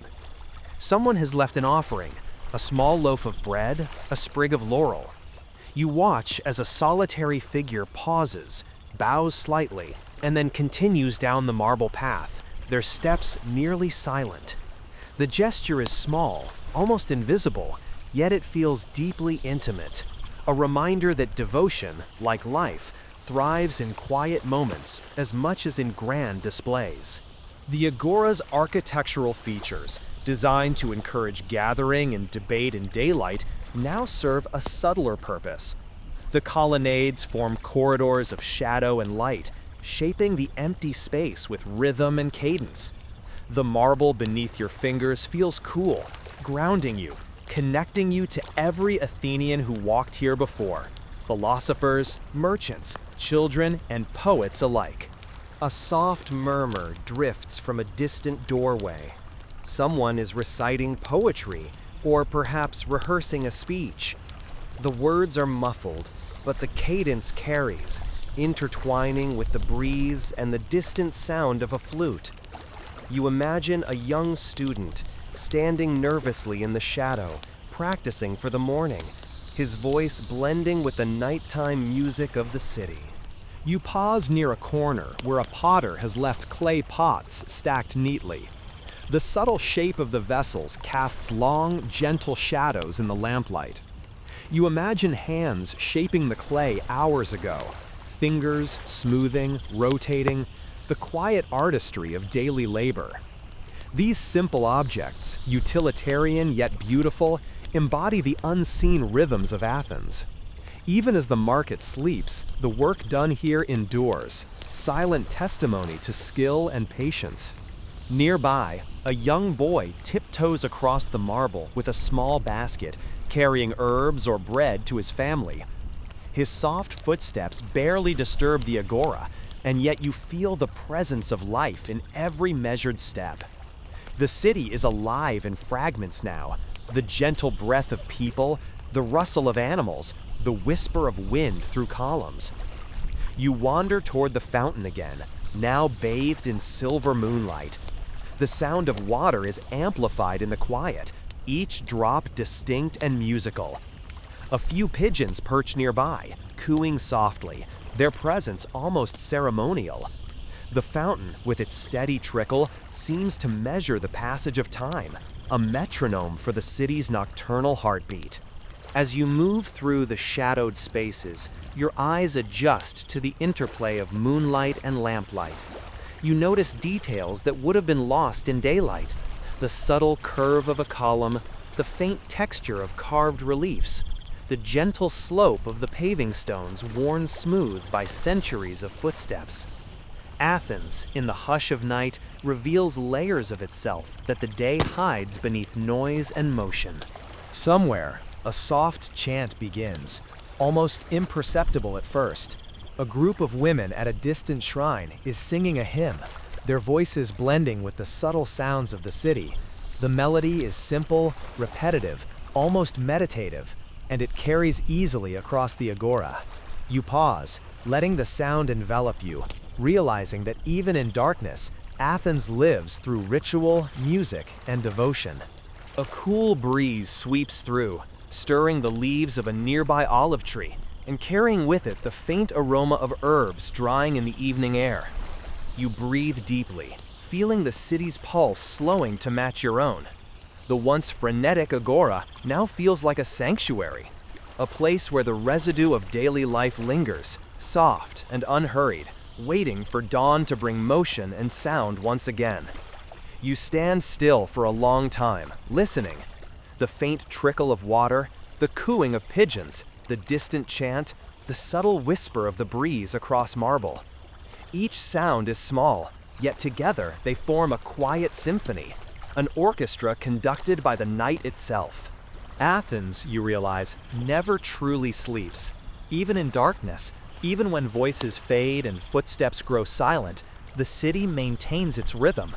Its heartbeat is subtle, woven into every stone, every shadow, every faint scent carried on the wind. And in this nocturnal pulse, you feel connected, part of a continuum that stretches across centuries, unbroken, alive in memory, dream, and quiet observation. The night lingers, soft and unhurried, as you make your way back toward the center of the agora. The city feels almost intimate now, a secret world only those awake in these quiet hours can see. Shadows pool in the corners of colonnades, lanterns flicker gently, and the faint scent of baked bread still drifts from the last few baker stalls.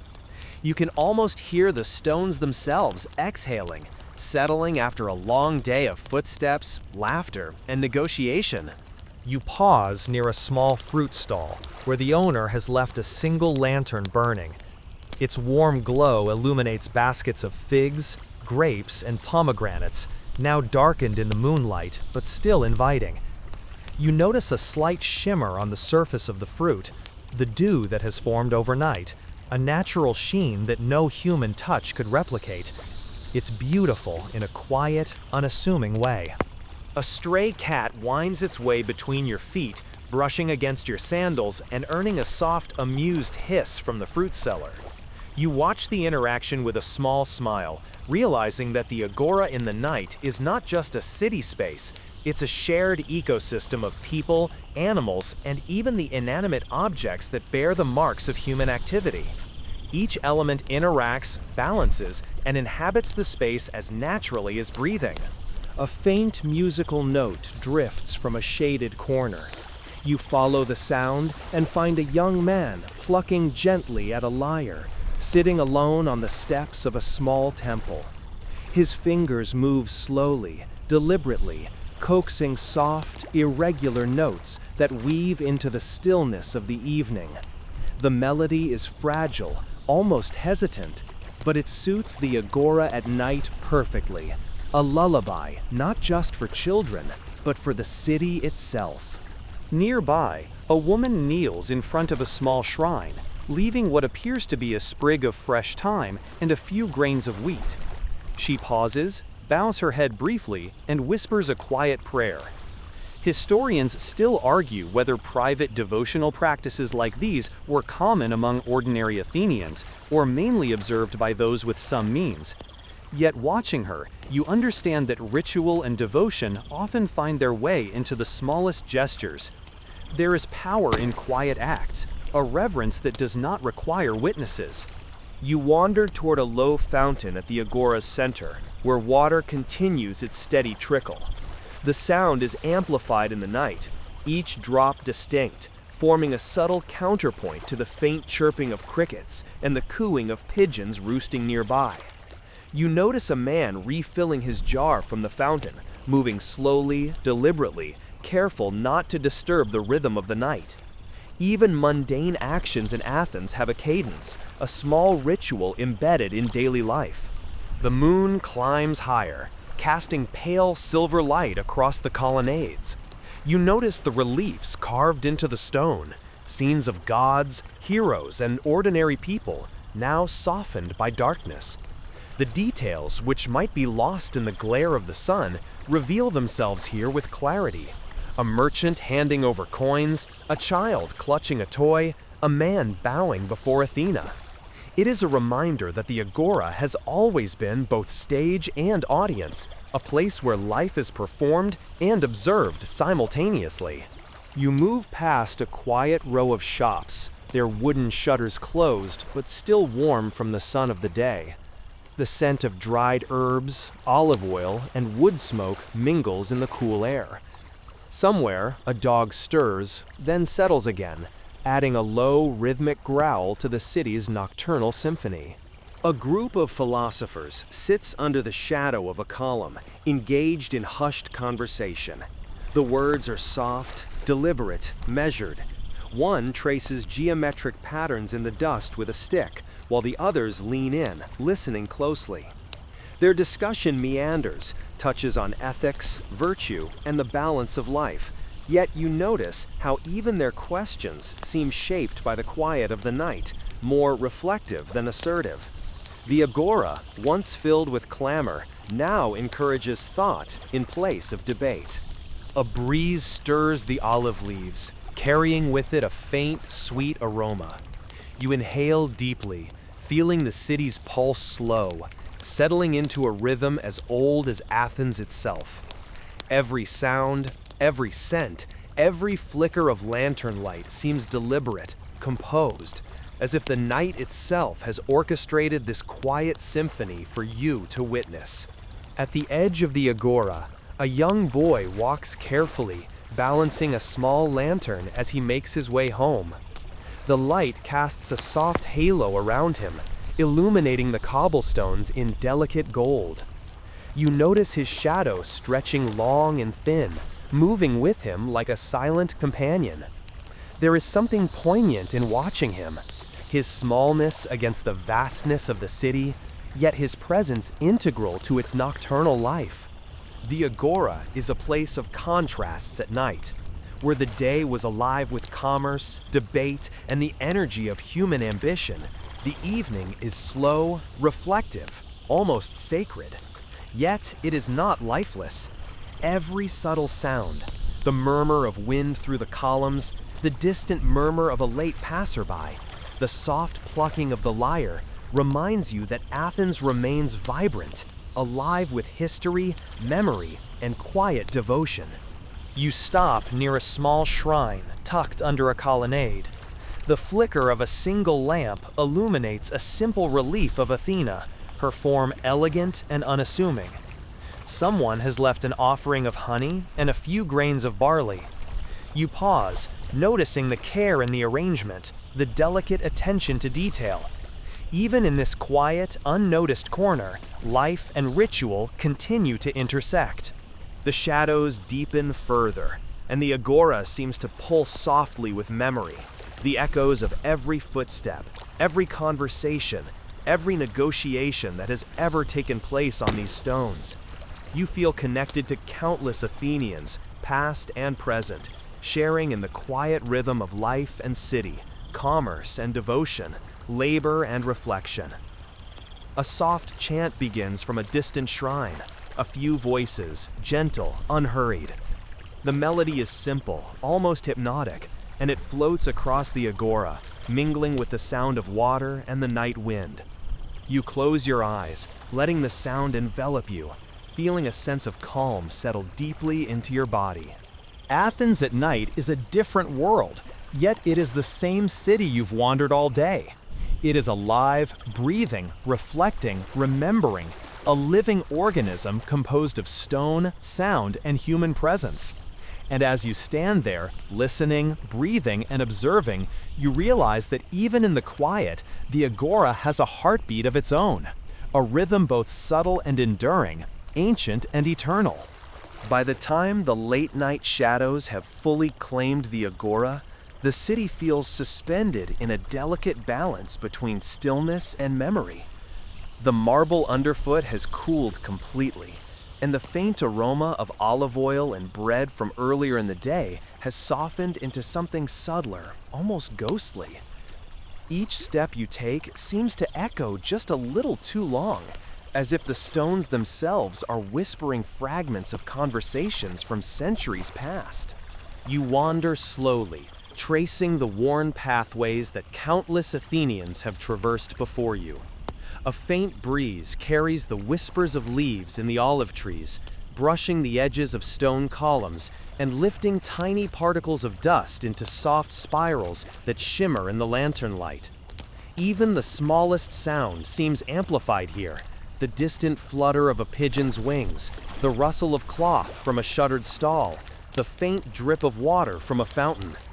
Every movement, every noise feels deliberate, part of a larger rhythm you are only beginning to understand. Near a cluster of closed shops, a young woman returns to fetch a forgotten jar of water. Her footsteps are careful, measured, in contrast to the exuberance of the day. She glances toward a nearby shrine, pauses briefly, and lays the jar gently beside a small lamp. A whisper of prayer slips past her lips, almost too soft to hear, and then she departs. The gesture is simple, unremarkable, yet in the quiet of night, it seems to carry the weight of centuries. Historians still argue whether such private devotions were common among ordinary citizens, or the practice of a select few. But here, it feels entirely natural, like breathing. You pause at a fountain, watching the water ripple under the soft illumination of a single lamp. The sound is hypnotic, a slow, measured cadence that fills the Agora with a gentle, meditative heartbeat. A small group of pigeons drinks cautiously at the edge, their coos blending with the water's trickle to form an understated symphony. Every sound in the Agora, you realize, has a purpose, an invisible architecture of rhythm and resonance that ties the physical space to its human occupants. A few steps away, a potter's wheel rests idle, but you can imagine the soft thump of the clay, the smooth rotation, the quiet satisfaction of a vessel shaped by skilled hands. You notice the tiny scratches along the surface of a newly dried amphora, each a subtle fingerprint of the artisan, imperfections that hint at the human presence behind every object. There is beauty in imperfection, and in the stillness of night, these small details speak loudly, like whispered stories across centuries. The colonnades create pockets of shadow that seem almost sacred under the moonlight. You wander through one of these corridors and notice carved reliefs partially hidden in darkness. The figures, frozen in stone, depict merchants, children, and philosophers. Their gestures eternal yet intimate. It strikes you how little some aspects of life have changed. The same gestures, the same concerns, repeated endlessly, yet with a freshness each day. In a quieter corner of the Agora, a lone musician practices softly on a lyre. The notes are tentative, yet deliberate, echoing gently against the marble walls. A passerby pauses, barely audible, and nods in acknowledgement, their presence blending seamlessly with the music and the night itself. The melody meanders across the open square, weaving through the shadows and settling softly in your ears. There is no hurry here, no audience demanding perfection. Just the music, the city, and a shared sense of temporal stillness. You move past a cluster of stones where children's toys have been left. A hoop, a small clay ball, a fragment of a wooden sword. The emptiness of the night magnifies their presence, reminding you of the vitality that fills the Agora by day. Even in absence, there is memory and energy embedded in these objects, a testament to human life and its ephemeral rhythms. A faint chant begins somewhere near a shrine tucked beneath the colonnade. It is low, simple, repetitive, almost hypnotic. You follow the sound, feeling it rise and fall with the subtle pulse of the city. Historians still argue whether such chants were routine evening prayers or only occasional rituals, yet in this quiet moment, it feels as though the city itself has exhaled, allowing devotion to fill the still air. You realize that Athens, for all its grandeur and intellect, has always made room for subtlety and reverence. Near a stall where herbs were once sold, you notice a faint scent of dried thyme and oregano carried on the night air. It mingles with the smell of the stone, warm and slightly sweet from the day's sunlight, now cooled by evening air. Even scent seems to hold memory here. Every inhalation is a link to the bustle of the day, the rhythm of trade, the daily life of Athenians long gone. You pause to observe the architecture one last time. Columns stand like silent sentinels, their shadows stretching long and deliberate. The spaces between them create natural corridors, guiding sound, movement, and even thought. The design of the Agora, meant to facilitate debate and commerce, now orchestrates a nocturnal calm, a soft order within the apparent chaos. In the furthest corner, a small shrine glows softly under a flickering lamp. A few grains of barley and a sprig of olive have been left as offerings. You kneel briefly, tracing a finger over the smooth marble, feeling the coolness seep into your skin. The gesture feels almost instinctual, a quiet acknowledgement of centuries of human presence, belief, and ritual. The night is alive, yet not with energy. It hums with subtlety, resonance, and memory. Each sound, each shadow, each faint scent adds texture to the Agora's quiet symphony. You feel connected to countless Athenians, past and present, sharing this nocturnal rhythm across time. It is a reminder that the city does not merely exist, it remembers, reflects, and participates in the lives of all who pass through it. You pause at the edge of the square, taking a final, slow breath. The city has shifted from day to night, from bustle to calm, yet it remains alive, timeless, and ever-present. The Agora, in its nocturnal stillness, feels both intimate and eternal, a reminder that Athens itself is not merely a location, but a living, breathing rhythm that continues long after individual lives fade. The night has fully settled over Athens, and the Agora, bathed in silver moonlight and the soft glow of scattered oil lamps, feels almost sacred. You walk slowly along the worn stone paths, feeling the cool marble beneath your fingertips, and noticing how shadows stretch and bend in the gentle light. The city is quiet now, yet it hums with memory, the echoes of countless footsteps, voices, and small acts of human life that have passed through this space over centuries. You pause near a colonnade, watching the interplay of shadow and light across the carved reliefs. Merchants, children, and philosophers frozen in stone seem almost alive, their gestures caught in a delicate, eternal rhythm. Even in silence, the Agora tells its story, each figure a testament to the enduring heartbeat of Athens. Historians still argue whether such depictions were meant purely for aesthetic pleasure, or if they also carried instructional value, teaching lessons of morality, trade, and civic life to passersby. A faint sound draws your attention, the gentle plucking of a lyre somewhere nearby. The melody drifts lazily across the square, mingling with the whisper of wind through olive trees and the soft trickle of water from a fountain. It is delicate, almost hesitant, yet perfectly in tune with the night.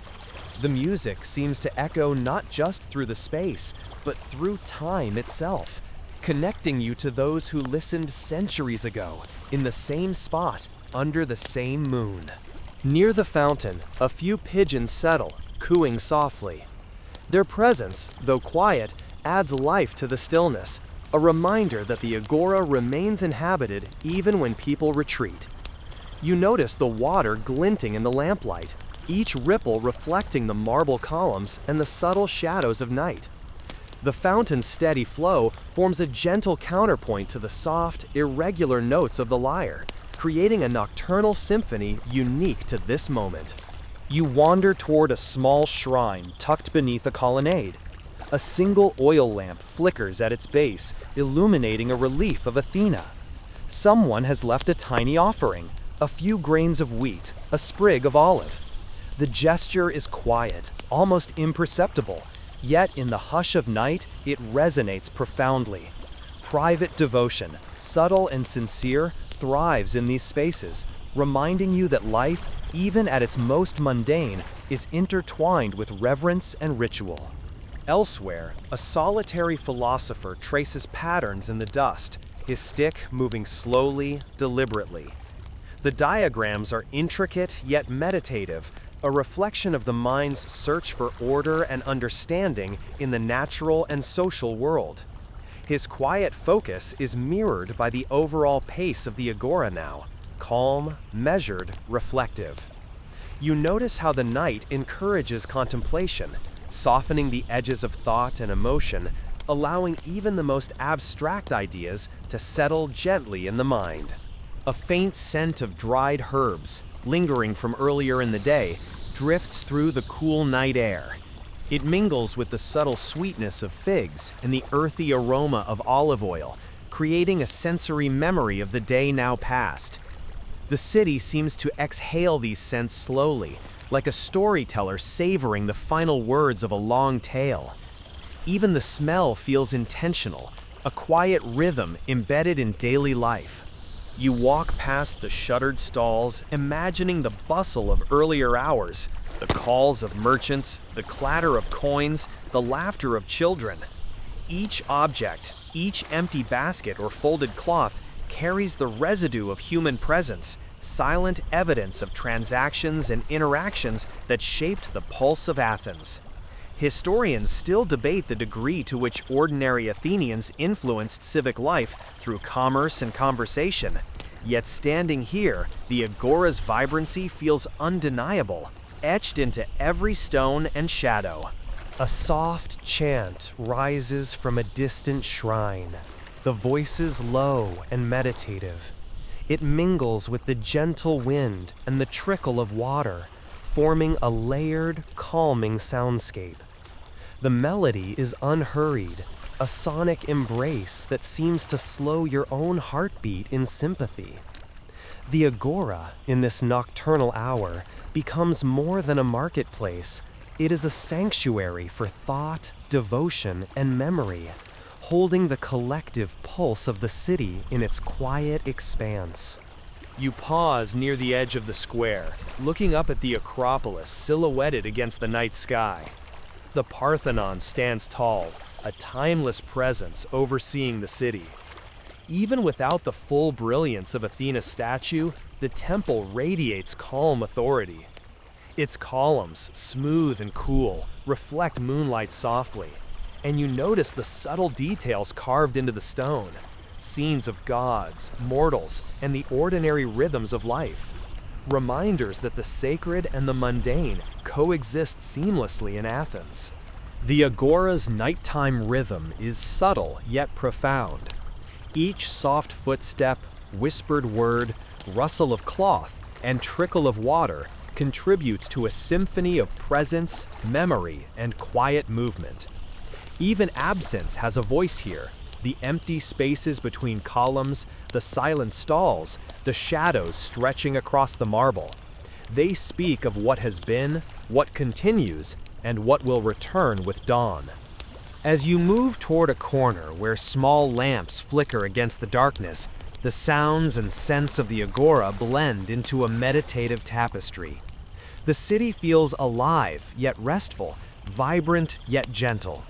You realize that this nocturnal environment allows the weight of the day to dissipate, leaving only essential life, breath, movement, memory, and reflection. A gentle wind brushes against your cheeks, carrying the faintest trace of jasmine from a nearby garden. The fragrance mingles with the cool night air, softening the city's edges. You close your eyes, inhaling slowly, letting the Agora's subtle rhythms settle deep within you.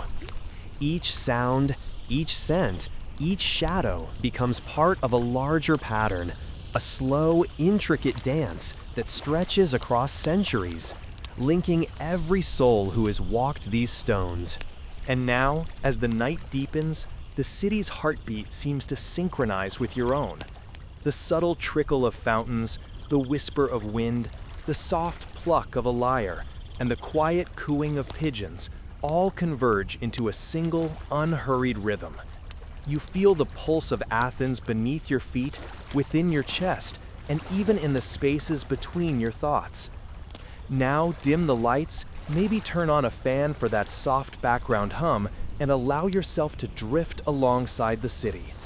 Feel its breath, its memory, its eternal rhythm, carrying you gently into a calm, untroubled sleep.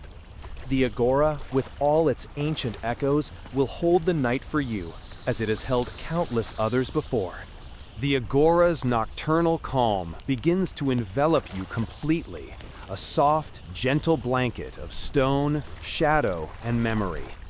Every detail, the cool touch of marble beneath your fingers, the delicate ripple of fountain water, the flicker of a lone oil lamp, the faint rustle of leaves in the olive trees, blends into a single sensation of tranquility. The city exhales, and you exhale with it, your own heartbeat slowing to match its steady, ancient rhythm. The soft pluck of a distant lyre drifts into your awareness, delicate and meandering, almost like a lullaby carried across centuries. Somewhere, a gentle chant rises from a shrine, barely audible, weaving itself into the fabric of night sounds, cooing pigeons, whispering wind, and the subtle trickle of water. Each element is part of the city's quiet symphony, a rhythm that is both eternal and ephemeral, perfectly suited to the gentle fading of wakefulness. You let your gaze drift across the Agora, noting the shadows of columns stretching long and pale under moonlight, the outlines of reliefs that capture the gestures of life in frozen eternity. The stalls stand empty, yet carry the weight of their daily activity in every line, every corner, every folded cloth. Even absence seems alive here, filled with memory and resonance. Breathe slowly, in and out, allowing the city's pulse to lull your mind. Feel the centuries of footsteps, conversations, and quiet devotion mingling with your own presence. Athens at night is a soft, steady rhythm, a sanctuary for reflection, peace, and gentle sleep. Drift with it. Let the Agora's heartbeat carry you through the shadows, across the marble, into dreams. Sweet dreams.